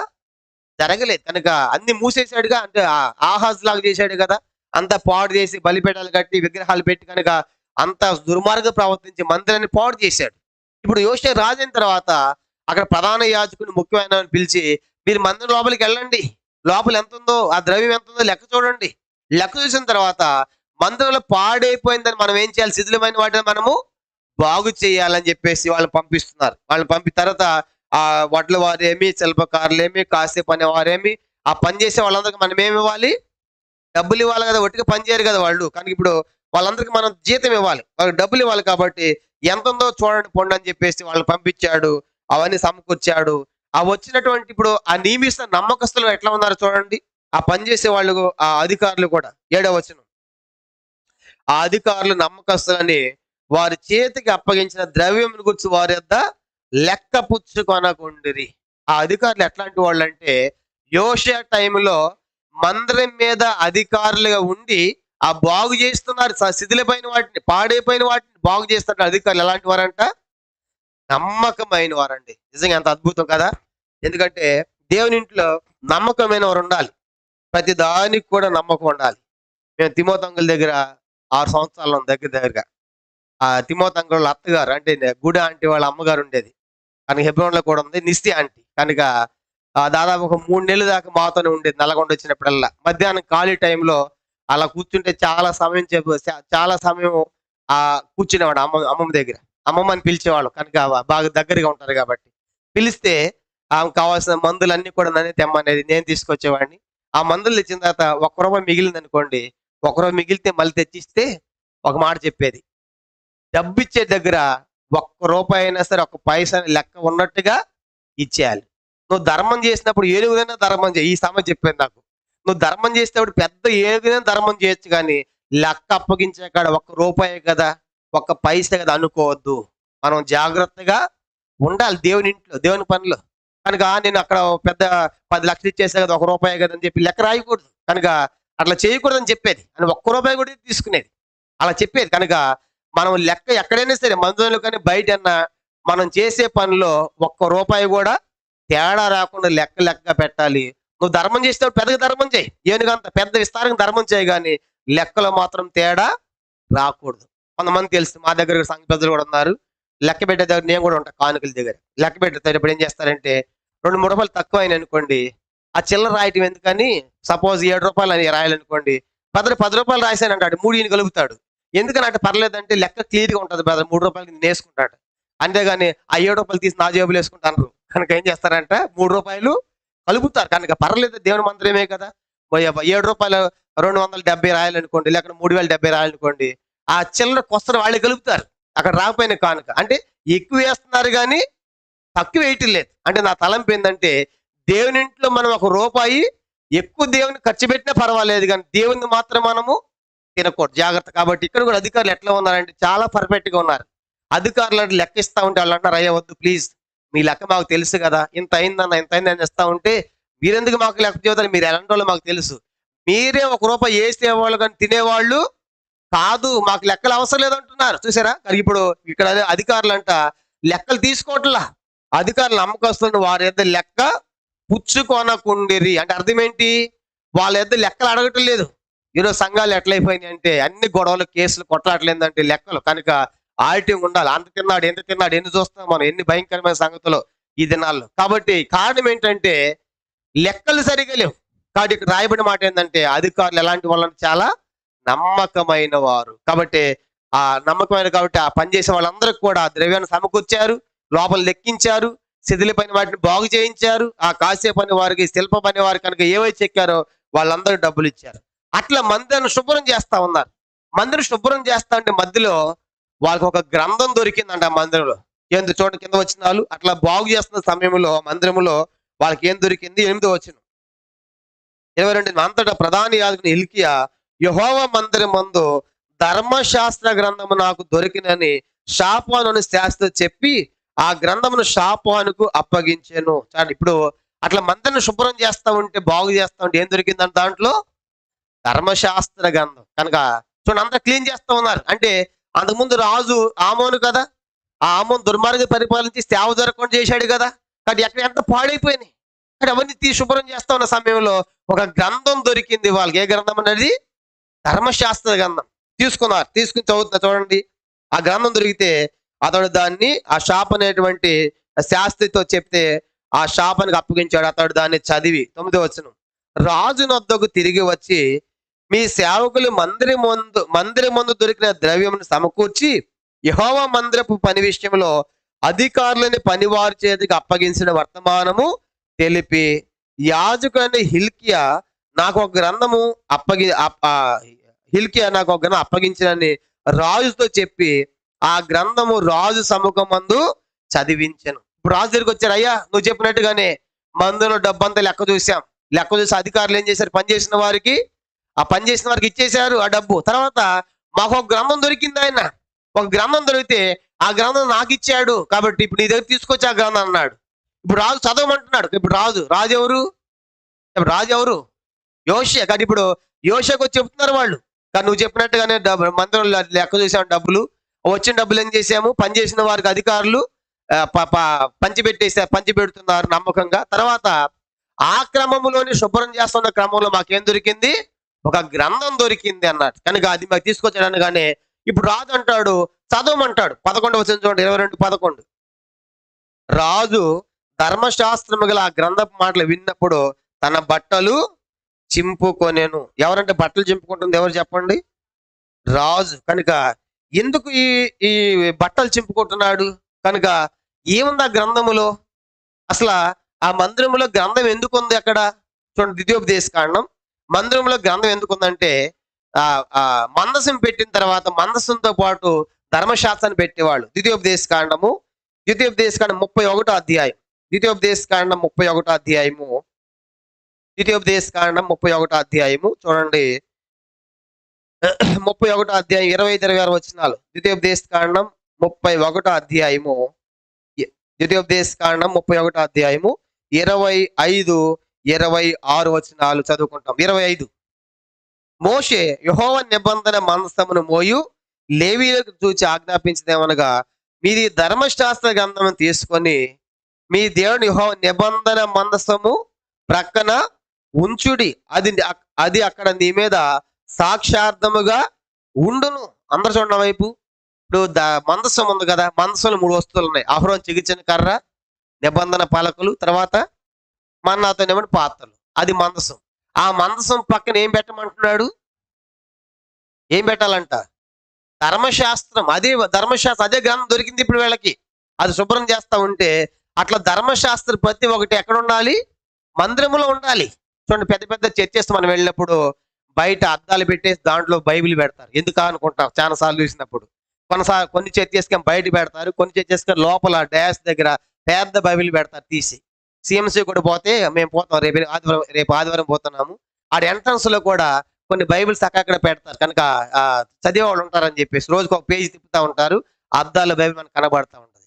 అట్లాగే ఇప్పుడు ఈ గ్రంథంలో కూడా ఏం జరిగిందంట, ఇక్కడ యోషే టైంలో కూడా ఏం జరిగింది, ఆ మందిరంలో ఒక గ్రంథం ఉంది. ఎందుకుంది ఆ గ్రంథము? ఆ టైంలో మందసం పక్కన ఏం పెట్టమన్నాడు దేవుడు?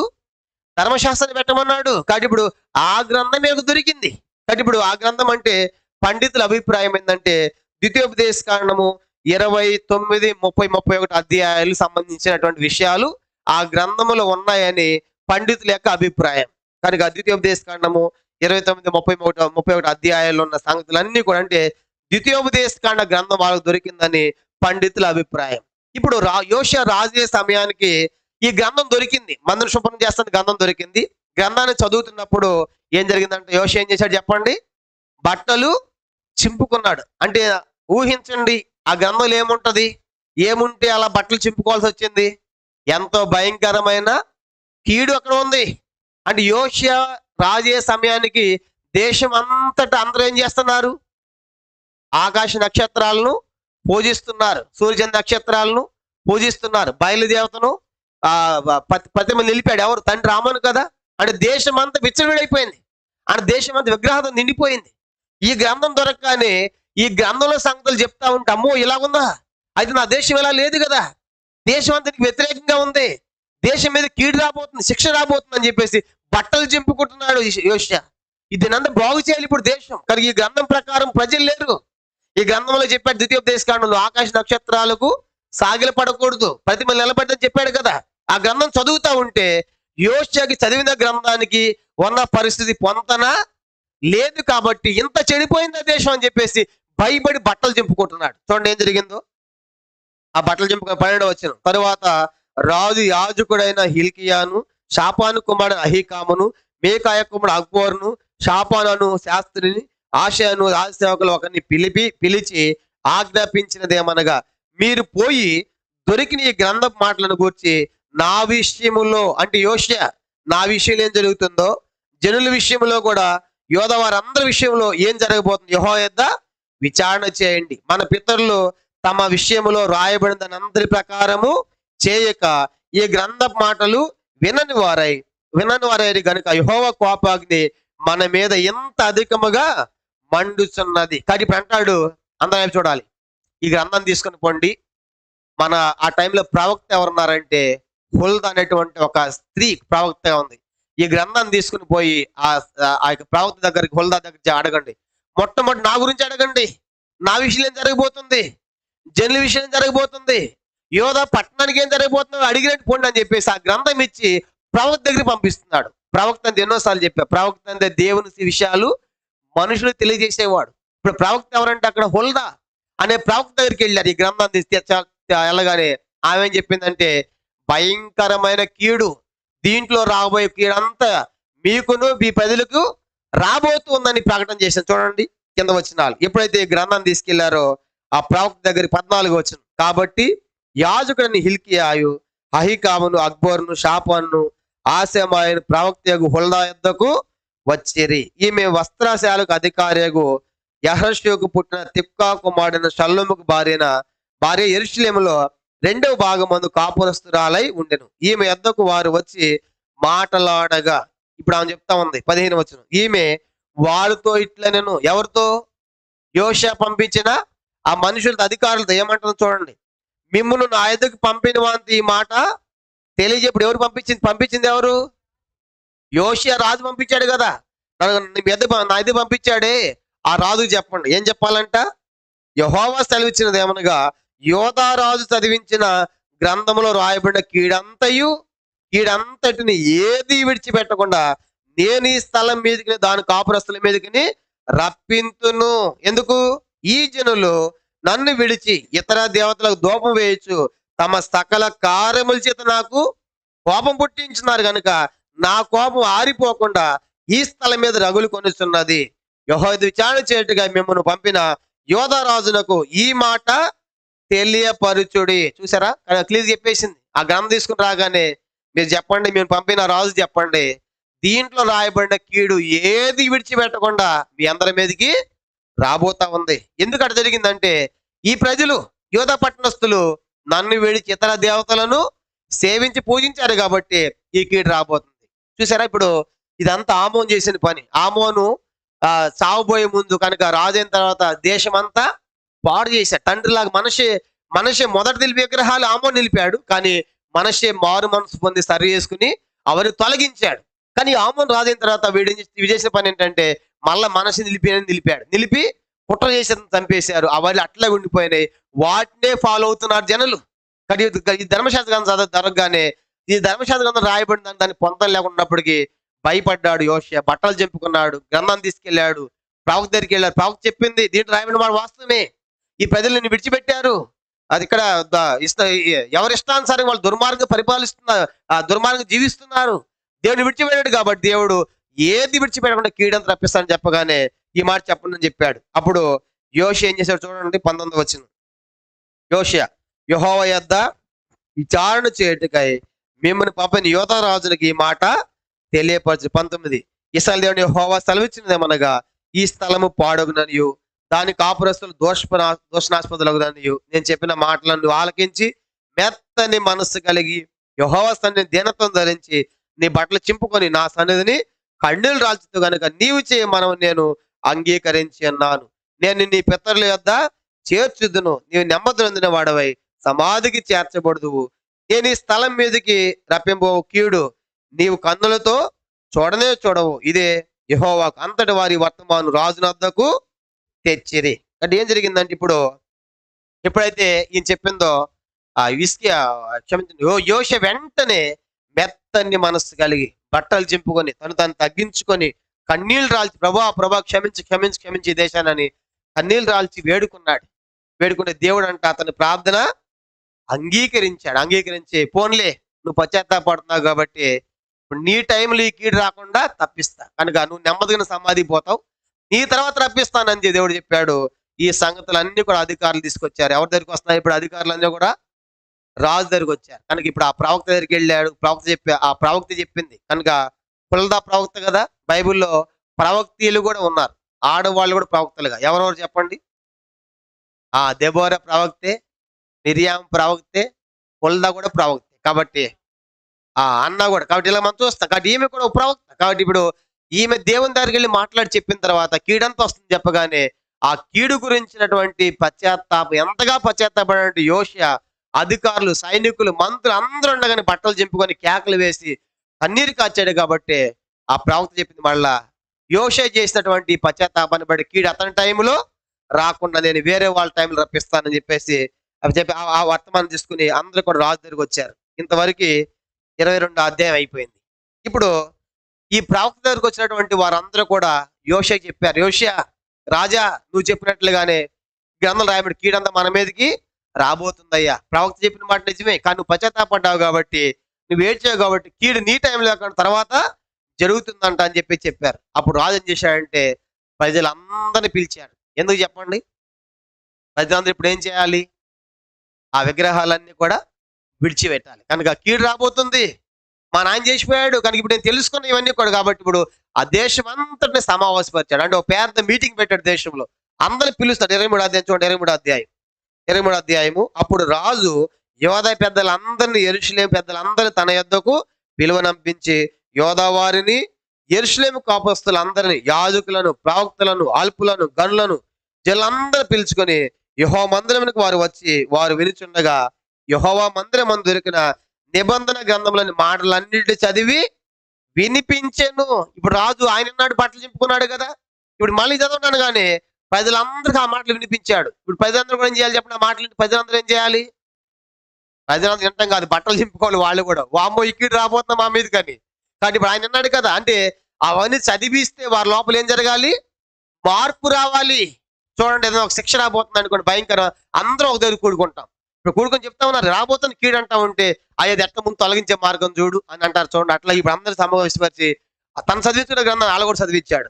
అప్పుడు వాళ్ళందరూ ఏమన్నారంటే చూడండి, 3వ వచనం. వాళ్ళందరూ విన్న తర్వాత రాజు ఒక స్తంభం దగ్గర నిలిచి యెహోవా మార్గములను నడిచి ఆయన ఆజ్ఞలను కట్టడలను శాసనములను పూర్ణ హృదయంతోను పూర్ణాత్మతను గైకొని ఈ గ్రంథమందు రాయబడి ఉన్న నిబంధన సంబంధం మాట్లాడి స్థిరపరచుమని యెహోవా సన్నిధిని నిబంధన చేయగా జనులందరూ ఆ మాటకు సమ్మతించిరి. కానీ ఇప్పుడు చెప్పాడు రాబోతే కీడు మీ ఇష్టం కనుక మీరు కనుక సరి చేసుకోకపోతే, అవన్నీ తొలగించకపోతే, పూర్ణాత్మతో కనుక పూర్ణ శక్తితో మీ దేవుని ప్రేమించకపోతే, ఈ గ్రంథం ప్రకారం మీరు జీవించకపోతే మీకేం రాబోతుంది?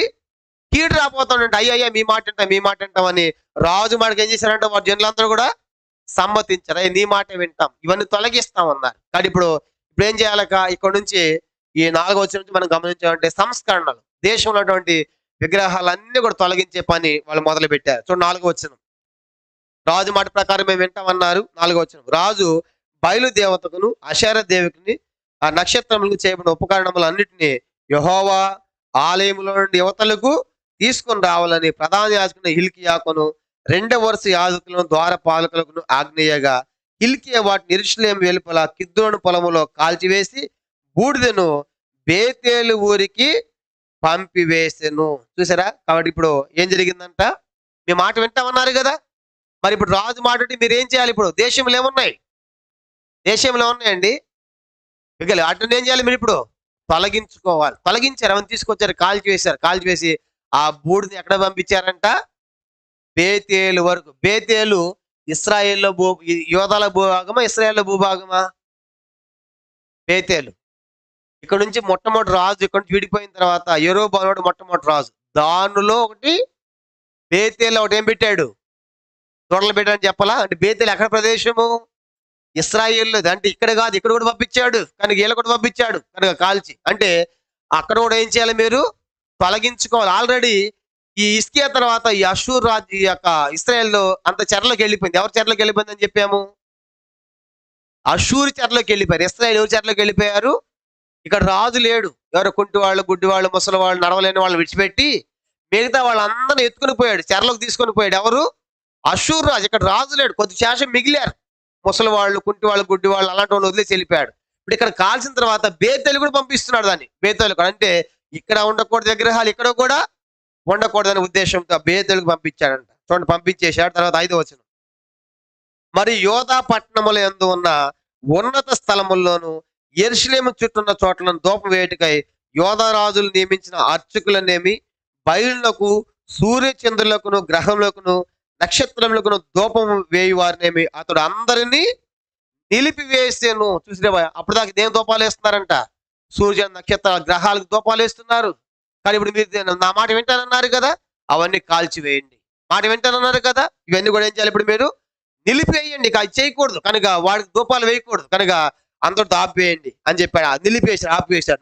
6వ వచనం, యెహోవా మందిరం మందున్న అషేర దేవ ప్రతిమను యెరూషలేము వెలుపల కిద్రోను వాగు దగ్గర తెప్పించి కిద్రోను వాగు ఒడ్డున దాన్ని కాల్చి త్రొక్కి పొడుము చేసి ఆ పొడుమును సామాన్య జనుల సమాధుల మీద చల్లెను. కానీ ఇప్పుడు యెరూషలేము వాగులో ఏముందంటే పెద్ద ప్రతిమని పెట్టారు, అషేర ప్రతిమ. అదే బయలుదేవత.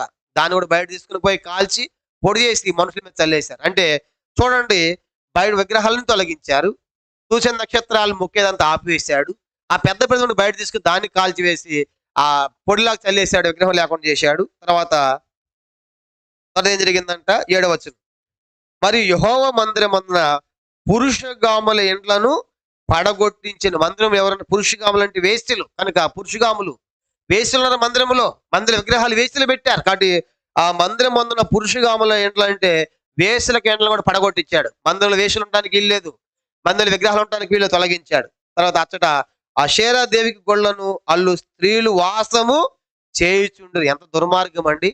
మందులు ఎవరు నివసిస్తున్నారంట? వేశ్యలు, ప్రతిమలు, తర్వాత ఇంకా అషేరాదేవి గొళ్ళను అల్లేటువంటి స్త్రీలంట. కనుక వాళ్ళు నివాసం ఉండేది మందిరంలో. పరిశుద్ధ దేవుని వాళ్ళు ఎంతగా పాడైపోయింది, ఎంతగా చెడిపోయింది చూడండి కనుక యోషి వచ్చే సమయానికి. కాబట్టి అవన్నీ తొలగిస్తున్నాడు. వేసి ఉండడానికి వీల్లేదు మందిరంలో, ఆ గుళ్ళు అల్లేటువంటి వాళ్ళు ఉండడానికి వీల్లేదు. తర్వాత ఇంకెవరు? ఆ ప్రతిమలు ఉండడానికి వీల్లేదు. అవన్నీ తొలగిస్తున్నాడు. ఇంకేం జరిగిందంట? 8వ వచనం, యోధా పట్టణంలో ఉన్న యాజకులందరూ అతను అవతలికి వెళ్ళగొట్టెను. గెబా మొదలుకొని బేష వరకు యాజకులు ధూపం వేసి ఉన్న స్థలములను అతడు అపవిత్రపరిచి పట్టణంలో ప్రవేశించే వారిని ఎడమ పార్శ్వ ఉన్న పట్టణపు అధికారిని యెహోషువ గుమ్మం దగ్గర నుండి ఉన్న స్థలములను పడగొట్టించెను. ఇంకా దాని లోపల ఏం కట్టారంటే మందిరం లోపల బలిపీఠాలు, వేరే దేవతలు బలిపీఠాలు కట్టించాడు. అవన్నీ ఉన్న స్థలాలంటే బలిపీఠాలని పడగొట్టించాడు. ఇంకేం జరిగింది 9వ అయినప్పటికీ ఆ ఉన్న స్థలాల మీద నియమింపబడిన యాజకులు యెరూషలేము మందున్న యెహోవా బలిపీఠం వద్దకు రాక తమ సహోదరుల యొద్ద పులుపు లేని ఆహారమును భక్షించువారు. మరి ఎవడైనా తన కుమారుని గాని కుమార్తెని గాని మొలియకు అగ్నిగుండము దాటించుకున్నట్లు బెన్ హిన్నోము లోయ యందును తోపేతు అనే ప్రదేశం అతడు అపవిత్రము చేసిన. ఇదియు కాక అతడు యోధా రాజులు సూర్యునికి ప్రతిష్ఠించిన గుర్రములను మంటపములు నివసించి పరిచారకులైన నెతల్మేలకు యొక్క గది దగ్గర యెహోవా మందిరపు ద్వారం నుండి తీసివేసి సూర్యునికి ప్రతిష్ఠింపబడిన రథముల అగ్నితో కాల్చివేసెను. మరియు యోధా రాజులు చేయించిన ఆహాజు మేడగది పైన బలిపీఠములను యెహోవా మందిరపు 2 సార్లు మనుష్య చేయించిన బలిపీఠములను రాజులు పడగొట్టిన చిన్న భిన్నములు చేయించి ఆ ధూళిని కిద్రోను వాగులో పోయించింది. యెరూషలేము ఎదుట ఉన్న హేయమను పర్వతపు కుడి పార్శ్వమందు అష్టారోత్ అని సీదోనీయుల విగ్రహములకును కెమోషను మోయాబిల విగ్రహములకును మిల్కోమను అమ్మోనియ విగ్రహములకును ఇశ్రాయేలు రాజును సొలొమోను కట్టిన ఉన్న స్థలములను రాజులు అపవిత్రపరిచిరి. ప్రతిమలను తునకలుగా కొట్టించి అషేరాదేవి ప్రతిమను పడగొట్టించి వాటి స్థానములను నరశల్యములతో నింపెను. ఇప్పుడు మనకేం అర్థమవచ్చు, ఎంతగా చెడిపోయినాయి, ఎంత భయంకరంగా ఎన్ని దేవతలు వచ్చేసాయి. సూర్యుడు, చంద్రుడు, నక్షత్రాలు, గ్రహాలకు సేవించటం, తర్వాత అమ్మోనియల దేవత, మిల్కోము దేవత, కెమోష్ దేవత, మందుల బలిపీఠాలు, ఉన్న స్థలాలు, ప్రతిమలు, వేశ్యలు, పురుషగాములు, తర్వాత మనం చూసాం కదా, వీళ్ళంతా నింపబడ్డారు. ఇప్పుడు ఇవన్నీ ఏం చేయాలి? దేశాన్ని సంస్కరించాలి, ఇవన్నీ తొలగించాలి. ఇది పెద్ద పని అయిపోయింది, సవాల్తో కూడినది యోషియాకి. ఇవన్నీ తొలగిస్తున్నాడు కనుక ఆయన భయపడ్డాడు. ప్రజలందరికీ వినిపించారు. ప్రజలందరూ ఏమన్నారు? నీ మాట మేము వింటే ఎన్ని ఆపివేయండి, ఇవన్నీ తొలగించండి, ఎన్ని కాల్చివేయండి, ఎన్ని పడగొట్టని చెప్పేసి ఈ సంస్కరణలు తీసుకొచ్చాడు. ఇంకేం జరిగిందంటే 15వ బేతేల్లో ఉన్న బలిపీఠమును ఉన్నత స్థలములను అనగా ఇశ్రాయేలు వారి పాపం చేయడం కారకుడైన నెబాతు కుమారుడగు యెరోబోము కట్టించిన ఆ ఉన్నత స్థలములను బలిపీఠాలను పడగొట్టించి ఆ ఉన్నత స్థలములను కాల్చి పొడుము అగునట్లుగా త్రొక్కించి అషేరాదేవి ప్రతిమను కాల్చి వేసెను. 16 కూడా యోషియా అటు తిరిగి అతట పర్వతం ముందర సమాధులను చూచి కొందరిని పంపి సమాధులలోనున్న నరశల్యములను తెప్పించి దైవజనుడు యెహోవా మాట చాటించి చెప్పిన ప్రకారం వాటిని బలిపీఠం మీద కాల్చి దాన్ని అపవిత్రపరిచెను. ఇప్పుడు యోషియా ఇంకేం చేస్తున్నాడంటే ఆ యొక్క 15వ బేతేలు ఉన్న బలిపీఠాలు. బేతేలు అంటే ఎక్కడ అని చెప్పాము, ఎక్కడ భూభాగం బేతేలు అంటే ఇశ్రాయేల్లో. ఇక్కడ మొట్టమొదటి రాజు ఎవరు? యెరోబాము వాడు బేతేలు దానిలో ఒకటి ఏం పెట్టాడు? దూడలు పెట్టి. అప్పుడు ఒక ప్రవచనం చెప్పాడు ఒక ప్రవక్త. ఏమేమి ప్రవచనము ఇక్కడ చేయబెట్టుకోండి.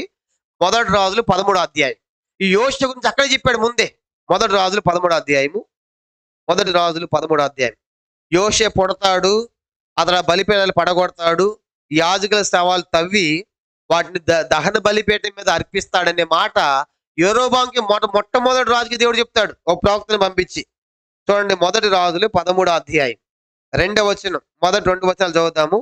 1 రాజులు 13వ అధ్యాయం మొదటి 2 వచనాలు. 13వ అధ్యాయం 1 రాజులు. అంతటి దైవజనుడని ఒకడు యెహోవా చేత సెలవు నుండి యోధా దేశం నుండి బేతేలునకు వచ్చెను. ధూపం వేయుటకై యెరోబాము ఆ బలిపీఠం వద్ద నిలిచి ఉండగా. అందరూ చూడండి, ఈ రాజ్యం 2 అయిపోయిన తర్వాత ఇక్కడ మొట్టమొదటి రాజు ఎవరు?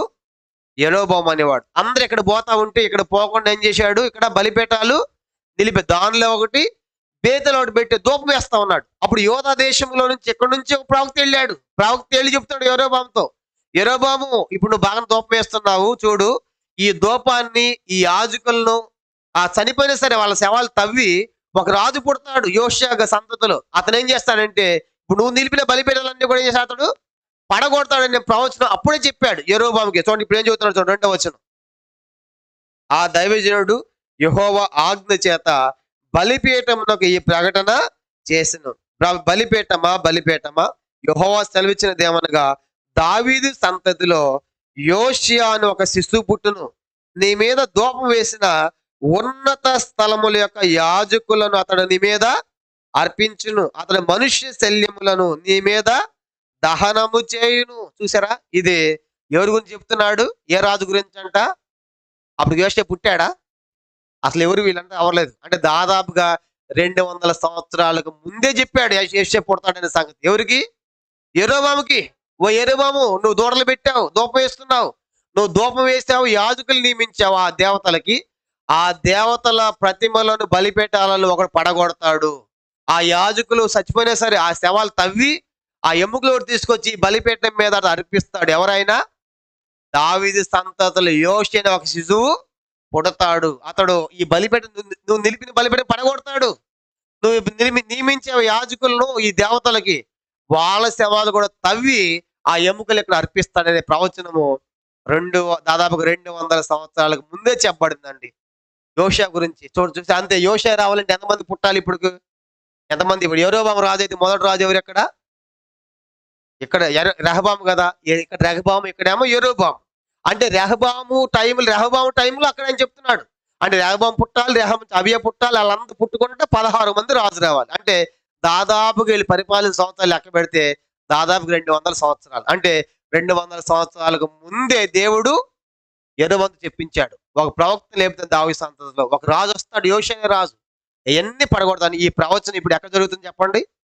ఇక్కడ యెరోబాముతో 200 సంవత్సరాల క్రితం పలికిన ప్రవచనము 200 సంవత్సరాల తర్వాత చెప్పింది చెప్పినట్లుగా ఏ రాజు టైం జరుగుతుంది? యోషియా టైంలో. యోషియా ఏం చేసేవాడు? 2 రాజులు 23 అధ్యాయం. ఆడ ప్రవచనం అయితే అది చెప్పబడిన రీతిగా 15 వచనం ఇప్పుడు చదువుతాం, మీకు బాగా అర్థమవుతుంది. 2 రాజులు 23 అధ్యాయం 15 వచనం. 14 కూడా చూడండి. 14 కూడా ఆ ప్రతిమను తొలగలో కొట్టించి అషేర ప్రతిమలను పడగొట్టించి వాటి స్థానములను నరశల్యములతో నింపెను. నరశల్యము. తర్వాత 15 వచనం. బేతేలను బలిపీఠమును 100 స్థలములను అనగా ఇశ్రాయేలు పాపము చేయుట కారకుడైన నెబాతు కుమారుడు యెరోబాము కట్టించిన 100 స్థలములను బలిపీఠమును పడగొట్టించి ఆ 100 స్థలములను కాల్చి పొడుమాగునట్లుగా తొక్కించి అషాదేవ ప్రతిమను కాల్చి వేసును. తర్వాత 16. యోషి అటు తిరిగి అచ్చట పర్వతమున సమాధులను చూచి. ఏ సమాధులు ఇవి? అప్పుడున్న యాజకులు చేశారే, యాజకులు సేవ చేసి చచ్చిపోయారు కదా దూడలకి. ఆ యాజకుల సమాధులను తవ్విస్తున్నాడు. సమాధులలో ఉన్న శల్యములను తెప్పించి. అంటే వీళ్ళు ఏ యాజకులు? వీళ్ళు ఏ యాజకులు? బయలుదేవత యాజకులు. కనుక బయలుదేవత బలిపీఠాలు కట్టించారు, బయలుదేవత సేవించారు కదా. ఇప్పుడు ఆ బలిపీఠాన్ని పడగొట్టక ముందు ఏం చేస్తారంటే ఈ యాజకుల యొక్క శవాలు తీసుకొని పోయి ఆ చచ్చిపోయి పాతి పెట్టారు కదా, అవన్నీ తవ్వి ఆ శల్యాలు కూడా తీసుకెళ్ళిపోయి అక్కడ అర్పిస్తున్నాడు. ఇది ఏంటిది? ప్రవచనం. ముందు చెప్పబడింది కదా జరుగుతుందని. యెరోబాము చెప్పాడు కదా. ఇప్పుడు యెరోబాము నిలిపింది దాన్ని. ఇప్పుడు యోషియా టైంలో చెప్పినట్లుగా యోషియా టైంలో దేవుడు అమలు చేస్తా ఉన్నాడు. చూసి బైబిల్ అంత ఖచ్చితమైన పుస్తకం అంటే దీంట్లో సున్నా తప్పిపోదు, పళ్ళు కూడా తప్పిపోదు. కాబట్టి మనకు అర్థం కాకుండా ఇక్కడే అక్కడ అనుకుంటాం. కనుక అచ్చట కొంత రాయబడింది. అదంతా మనం ఏం చేయాలి? కూర్చుకోవాలి. అప్పుడు అర్థం అవుతుంది. కాబట్టి బైబిల్ ఎప్పుడు కూడా తప్పుగా అర్థం చేసుకోకూడదు. కనుక ఇక్కడ ఎట్లా ఉంది, అక్కడ ఎట్లా ఉంది అనుకోకూడదు. ఎందుకంటే ఇప్పుడు చూసాం కదా 200 సంవత్సరాల పూర్వమే, పుట్టక ముందే యోషియా గురించి పేరుతో సహా చెప్పాడు. ఏ పేరు చెప్పాడు? ఏం చేస్తా జరిగే సంగతి కూడా చెప్పాడు. ఆ బలిపీఠం మీద మనుషుల యొక్క యాజక శవాలను దహనం చేస్తాడు. ఇప్పుడు యోషియా అదే పని చేశాడు. కాబట్టి బలిపీఠం మీద అప్పుడు యాజకుల శవాలను తవ్వి నరశల్యాన్ని తీసుకుని దాని మీద దహనం అర్పించాడు. ఇంకా జరిగింది చూడండి. అలాగూ కిందకు వచ్చామంటే అలాగూ ఇప్పుడు మందిరం అంతా ఒక విధంగా ఏం చేశాడు చెప్పండి? మందిరం అంతా ఏమవుతుంది? ఇవన్నీ కూడా శుభ్రం అవుతుంది. అందరూ చెప్పండి. మందిరం అంతా ఏమవుతుంది? రాజైన తర్వాత మందిరం పాడైపోయిన వాటిని బాగు చేయించాడు. తర్వాత మందిరంలో ఉన్నటువంటి అపవిత్రమైనన్ని కూడా ఒక్కొక్కటి ఏం చేస్తున్నాడు? తొలగించాడు. అట్లాగా మందిరం శుభ్రం అయిపోయింది. 20 వచనం చూడండి. కింద వచనం సమయం పోతుంది కాబట్టి ముగిస్తా. 20 వచనం. అతడు బలిపీఠములో నియమింపబడిన యాజకులందరినీ బలిపీఠముల మీద చంపి వాటి మీద నరశల్యమును కాల్చి యెరూషలేమునకు తిరిగి వచ్చాను. ఇప్పుడు చెప్పండి, ప్రవచనం ప్రకారం ఏం జరిగింది చెప్పండి? అతడు ఆ బలిపీఠాల మీద ఆ ప్రవక్తల యొక్క యాజకుల యొక్క ఆ నరశల్యాలను దహించి అట్లా మందిరం శుభ్రం అయిపోయింది. ఇప్పుడు 2 పనులు చేశాడు మనకు అర్థమయ్యే భాష చెప్పాలంటే. ఒకటి ఏంటంటే మందిరం పాడైపోయిన వాటిని బాగు చేయించాడు, కనుక అది నమ్మకమైన అధికారుల చేత. రెండవది, మందిరంలో అపవిత్రమైన నిషిద్ధమైన వాటిని తొలగించి కాల్చి దహించి చేశాడు. కానీ ఇప్పుడు మందిరం శుభ్రం అయిపోయింది.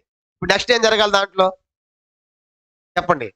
పాడైపోయింది కట్టారు, తిరిగి పాడైపోయిన వాటిని రీమోడలింగ్ చేశారు. కనుక తర్వాత మందిరంలోని అపవిత్రాన్ని బయట వేశారు. ఇప్పుడు నెక్స్ట్ ఏం చేయాలి?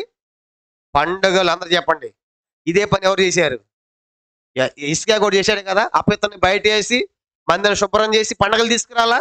యోషియా కూడా ఏం చేస్తున్నా అంటే ప్రజలకు ప్రోత్సాహం రావాలి కాబట్టి, ఉద్యోగం కాబట్టి పండగలు తీసుకొస్తున్నాడు. చూడండి 21వ వచనం.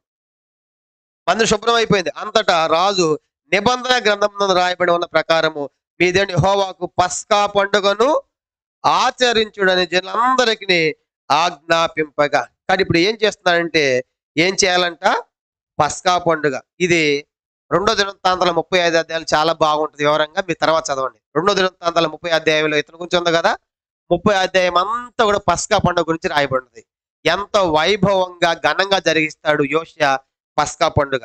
కానీ ఇప్పుడు అలా పస్కా పండుగ జరిగించాలని చెప్పి అనుకున్నాడంట. చూడండి ఆ పస్కా పండుగ ఎట్లా చేశాడంటే కింద వచనం ఆజ్ఞాపించాడు. 22వ వచనం.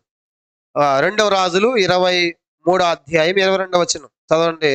ఇశ్రాయేలులకు న్యాయం నడిపించిన న్యాయాధిపతుల దినముల నుండి ఇశ్రాయేల్ రాజుల యొక్కయు యోధా రాజుల యొక్క దినములన్నిటి వరకు ఎన్నడూ జరిగినంత గొప్పగా ఆ సమయమందు పస్కా పండుగ ఆచరింపబడింది. ఈ పండుగ రాజైన యోషియా ఏలుబడిలో 18వ సంవత్సరం మందు యెరూషలేము యెహోవాకు ఆచరింపబడింది. మరియు కర్ణ పిచాచ గల వారిని, సోజెప్పు వారిని, గృహదేవతల విగ్రహములను యోధ దేశమందు యెరూషలేము కనబడిన విగ్రహములన్నింటినీ యోషియా తీసివేసి యెహోవా మందిరం మందు యాజకుడు హిల్కీయాకు దొరికిన గ్రంథమందు రాసిన ధర్మశాస్త్రంలో స్థిరపరచుటగా ప్రయత్నము చేసిన. 25 అందరూ చదవండి. 25 అతనికి పూర్వ రాజుల్లో అతని వలె పూర్ణ హృదయముతోను, పూర్ణ ఆత్మతోను, పూర్ణ బలముతోను యెహోవా వైపు తిరిగి మోషే నియమించిన ధర్మశాస్త్రం చొప్పున చేశాడు ఒకడును లేడు. అతని తరువాత అతని వంటి వాడు ఒకడును అంత గొప్ప చేశాడండి. యోషియా వంటి వాడు లేడు. కనుక పూర్ణ హృదయముతో, పూర్ణ బలముతో దేవుని వైపు తిరిగాడు. యథార్థముగా నడిచాడు. చదువుకున్న మొదటి వచనంలో దావీదులాగా. కాబట్టి అలా అతని వంటి వాడు ఒకడును లేడు. కాబట్టి ఇంత వైభవంగా పస్కా పండుగ జరిగించాడు ఎవరు చెప్పండి? యోషియా. కాబట్టి మందిరాన్ని పాడైపోయిన వాటిని బాగు చేయించాడు. తర్వాత మందిరములో అపవిత్రమైన హేయమైన అన్ని కూడా బయట పడవేసి అందరూ దహింపజేశాడు.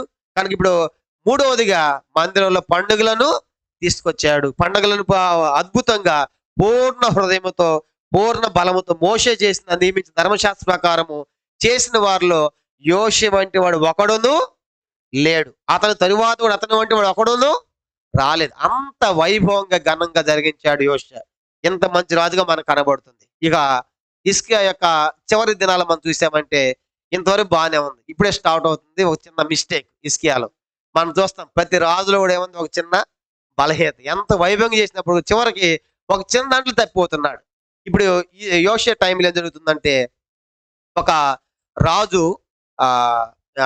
ఐగుప్తు రాజు యుద్ధానికి వెళ్తా ఉంటాడు. కానీ చూడండి కింద వచ్చిన మనం చూసామంటే 29వ వచనం. 29 చదవండి. అతని దినముల యందు ఐగుప్తు రాజైన ఫరోనెకో అష్షూరు రాజుతో యుద్ధము చేయటికై యూఫ్రటీస్ నది దగ్గరికి వెళ్ళొచ్చుండగా. చాలండి. ఏ రాజు ఎవరితో యుద్ధానికి వెళ్తున్నాడంట? ఐగుప్తు రాజైన ఫరోనెకో. ఐగుప్తు రాజులందరికీ కూడా ఒక బిరుదు ఏముంటదంటే ఫరో అని పెడతారు. ఐగుప్తు రాజులకు బిరుదు ఏంటి? ప్రతి రాజుకు ముందు ఏముంటది? ఫరో. మన దేశంలో ప్రధాని ఏమంటాము? ముఖ్యమంత్రిని, ప్రైమ్ మినిస్టర్ ప్రధాని అంటాం. అమెరికాలో ఏమంటారు? అధ్యక్షుడు అంటాడు. అమెరికాలో అధ్యక్షుడు, మనమేమో ప్రధాని. కానీ ఐగుప్తులకి ఏమన్నా పేర్లు, చక్రవర్తులకి ఏమైనా పేరు పెట్టుకునే వాళ్ళు బిరుదు ఫరో. కనుక ఇప్పుడు ఐగుప్తు రాజు ఎవరి మీద యుద్ధానికి వెళ్తున్నాడంట? అష్షూరు రాజు మీదకి వెళ్తున్నాడు. కనుక ఇది ఎక్కడికంటే కూడా దినవృత్తాంతాలు చాలా బాగుంటుంది. ఒకసారి ఆడికి వెళ్దాం. 2 దినవృత్తాంతాలు 35 అధ్యాయం 5-10 నిమిషాలు ముగిస్తాం. కనుక చాలా బాగుంటుంది. అక్కడ ఒక వివరంగా రాశాడు దీని గురించి. ఏం జరుగుతుందో, యుద్ధానికి పోతాం ఏం జరుగుతుందో చూడండి. 2 దినవృత్తాంతాలు 35 అధ్యాయం 20 వచనం చదువుతాం. 35-20. 2 దినవృత్తాంతాలు 25-30. ఇది అంతయు అయిన తర్వాత ఇది అంత ఏంటి? ఏది అంతయు? పస్కా పండుగ ముందు కూడా పాడైపోయిన వాటిని బాగు చేయించడం, మందిరంలో అయినా కూడా బయట వేసి శుభ్రం చేయించడం, పస్కా పండుగ కూడా ఘనంగా జరిగించడం, ఇదంతా అయిన తరువాత ఇప్పుడు దాని కంటిన్యూషన్ అయిన తరువాత యోషియా మందిరమును సిద్ధపరిచినప్పుడు ఐగుప్తు రాజైన నెకో యూఫ్రటీస్ నది వద్దనున్న కర్కెష్ మీదకు దండెత్తి వెళ్ళుచుండగా యోషియా అతని మీదకి బయలుదేరెను. అయితే రాజైన నెకో అతని ఎదుకు రాయబారులను పంపి, యోధా రాజా, నీతో నాకేమి? పూర్వం నుండి నాకు శత్రులకు వారి మీదకే గాని నేడు నేను నీ మీదకి రాలేదు. దేవుడు త్వరచేయమని నాకు ఆజ్ఞాపించను కనుక దేవుడు నాతో కూడా ఉండి నిన్ను నశింపజేయకున్నట్లు ఆయన జోలికి నీవు రావద్దని చెప్ప ఆజ్ఞాపించెను. అయినను యోషియా అతనితో యుద్ధము చేయగోరి అతని యొద్ద నుండి తిరిగిపోక మారు వేషము ధరించుకొని యెహోవా నోటి మాటలు పలుకబడిన నెకో మాటలను వినక మిగ్దో లోయందు యుద్ధము చేయ వచ్చెను. విలుకాండని యోషియా మీద బాణములు విలుకాండులు రాజుని యోషియా మీద బాణములు వేయగా రాజు తన సేవకులను చూచి నా గొప్ప గాయము తగిలను, ఇక్కడ నన్ను కొనిపోవడని చెప్పాను. ఇప్పుడు అందరు చూడండి నా వైపు. ఇది అంతే శుభ్రం చేసిన తర్వాత ఈ ఐగుప్తు రాజు ఫరో నెకో అనేవాడు ఏం చేస్తున్నా అంటే ఎక్కడ పోతాడు యుద్ధానికి?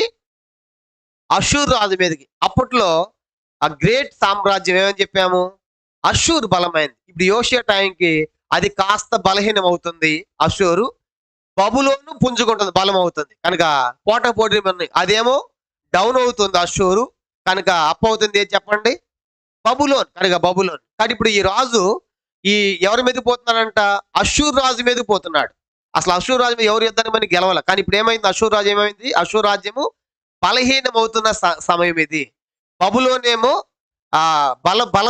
బలమైన రాజ్యంగా అవుతున్నటువంటి 5 దినాలు. అప్పుడు ఈ అషూర్ రాజు పోతా ఉన్నాడు. ఏ ప్రాంతం మీదకంట? 20 వచ్చిన కర్కెమిషు మీదకి. ఎక్కడంట అది ఆ ప్రాంతము? చూడండి కర్కెమిషు ఎక్కడ ఉంది? అందరూ కూడా ఇక్కడ మ్యాప్లో చూడండి. అబ్రహాం ప్రయాణం చేసిన ప్రదేశాలు ఉంది కదా.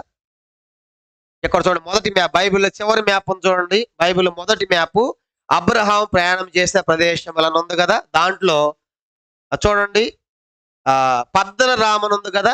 ఒకసారి ఇక్కడ నా వైపు చూస్తే మీకు అర్థమైంది. ఇక్కడ పైన పద్దన రామ్ ఉంది కదా. ఆ పద్దన రామ్ కొంచెం పైన చూడండి ఏముంది? అది ఆ ప్రాంతం కర్కెమిషు. అర్థమైంది? అందరు దొరికింది అనుకుంటున్నా. ఈ పద్దన పైన కర్కెమిషు.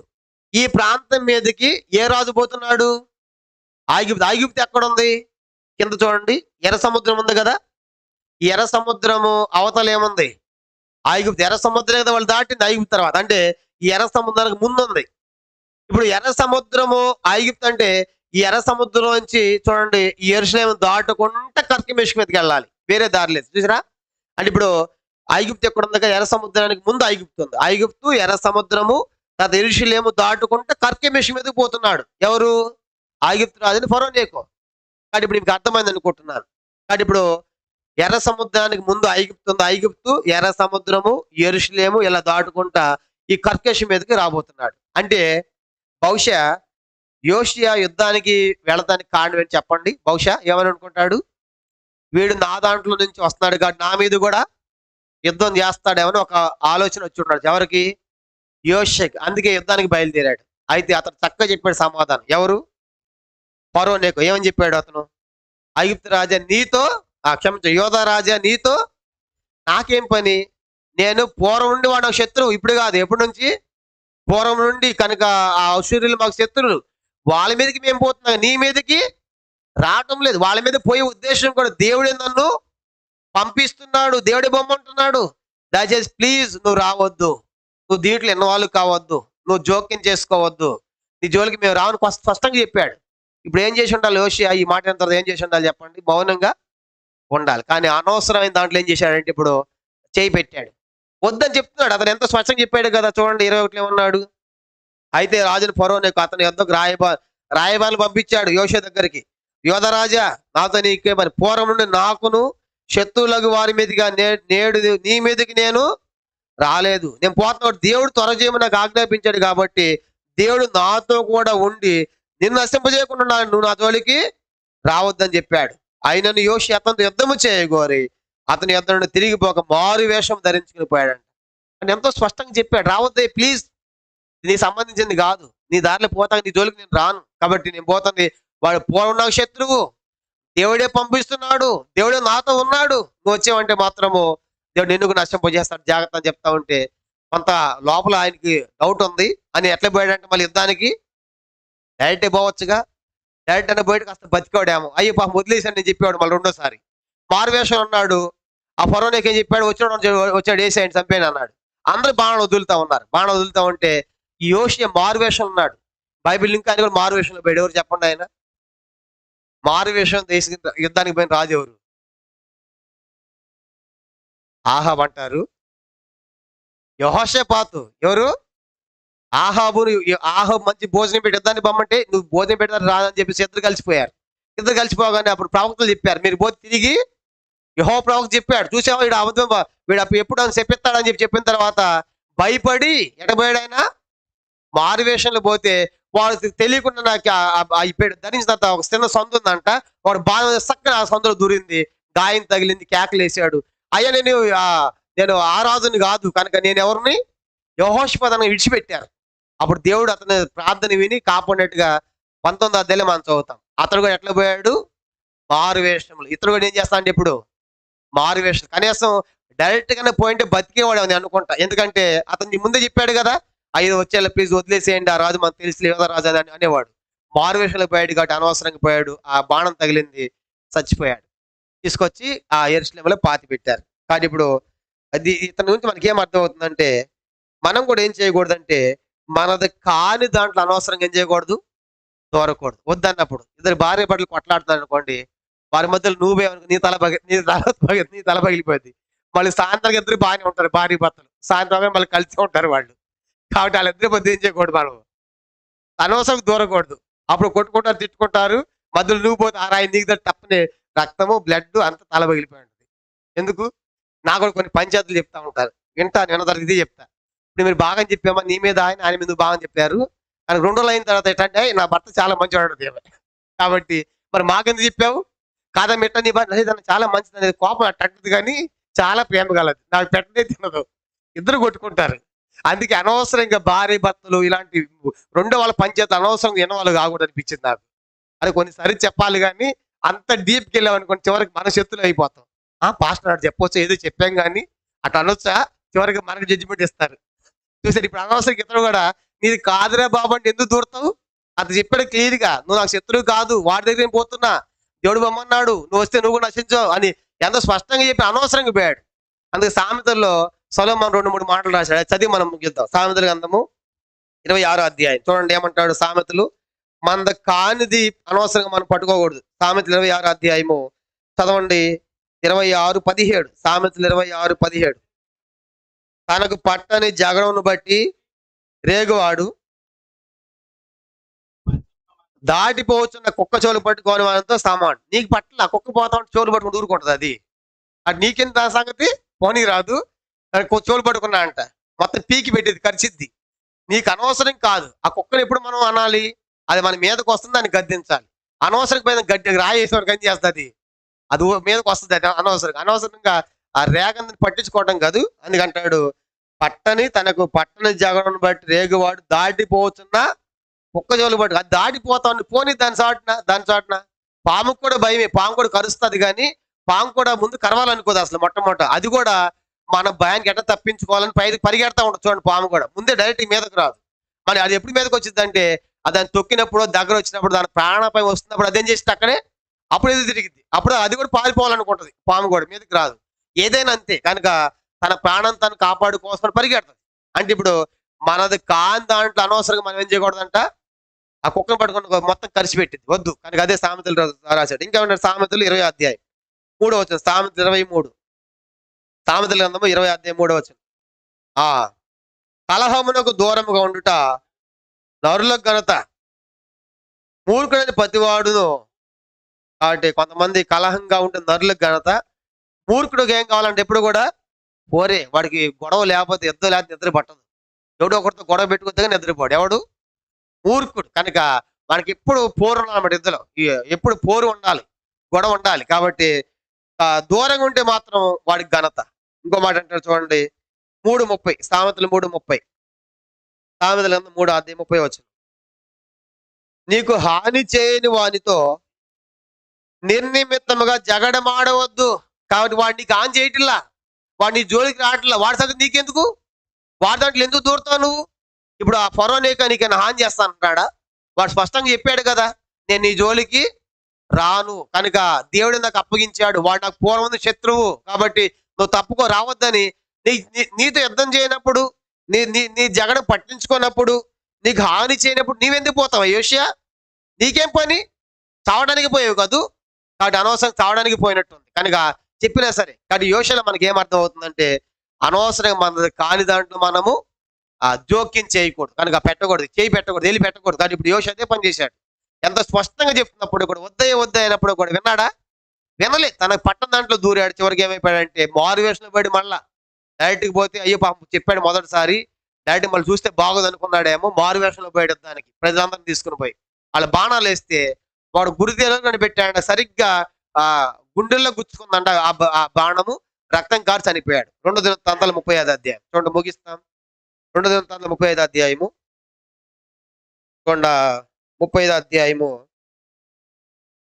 23వ వచనం, 22 చదువుతా. 22 ఆయనను యోషి అతనితో యుద్ధము చేయగోరి అతని యుద్ధ నుండి తిరిగిపోక మారు వేషము ధరించుకొని యెహోవా నోటి మాటలుగా పలుకబడిన నెకో మాటలను వినక మెగిద్దోళ్ళ యుద్ధము చేయ వచ్చెను. ఇలుకాండైన యోషియా మీద విలుకాండలు ఏం చేస్తాడు? యోషియా మీద బాణములు వేయగా రాజు తన సేవకులను చూసి నాకు గొప్ప గాయము తగిలిను, ఇక్కడ నుండి నన్ను కొనిపోవడం చెప్పాను. కావున అతని సేవకులు రథం మీద అతను దింపి అతనుకున్న వేరు రథం మీద ఉంచి యెరూషలేముకు తీసుకుని వచ్చింది.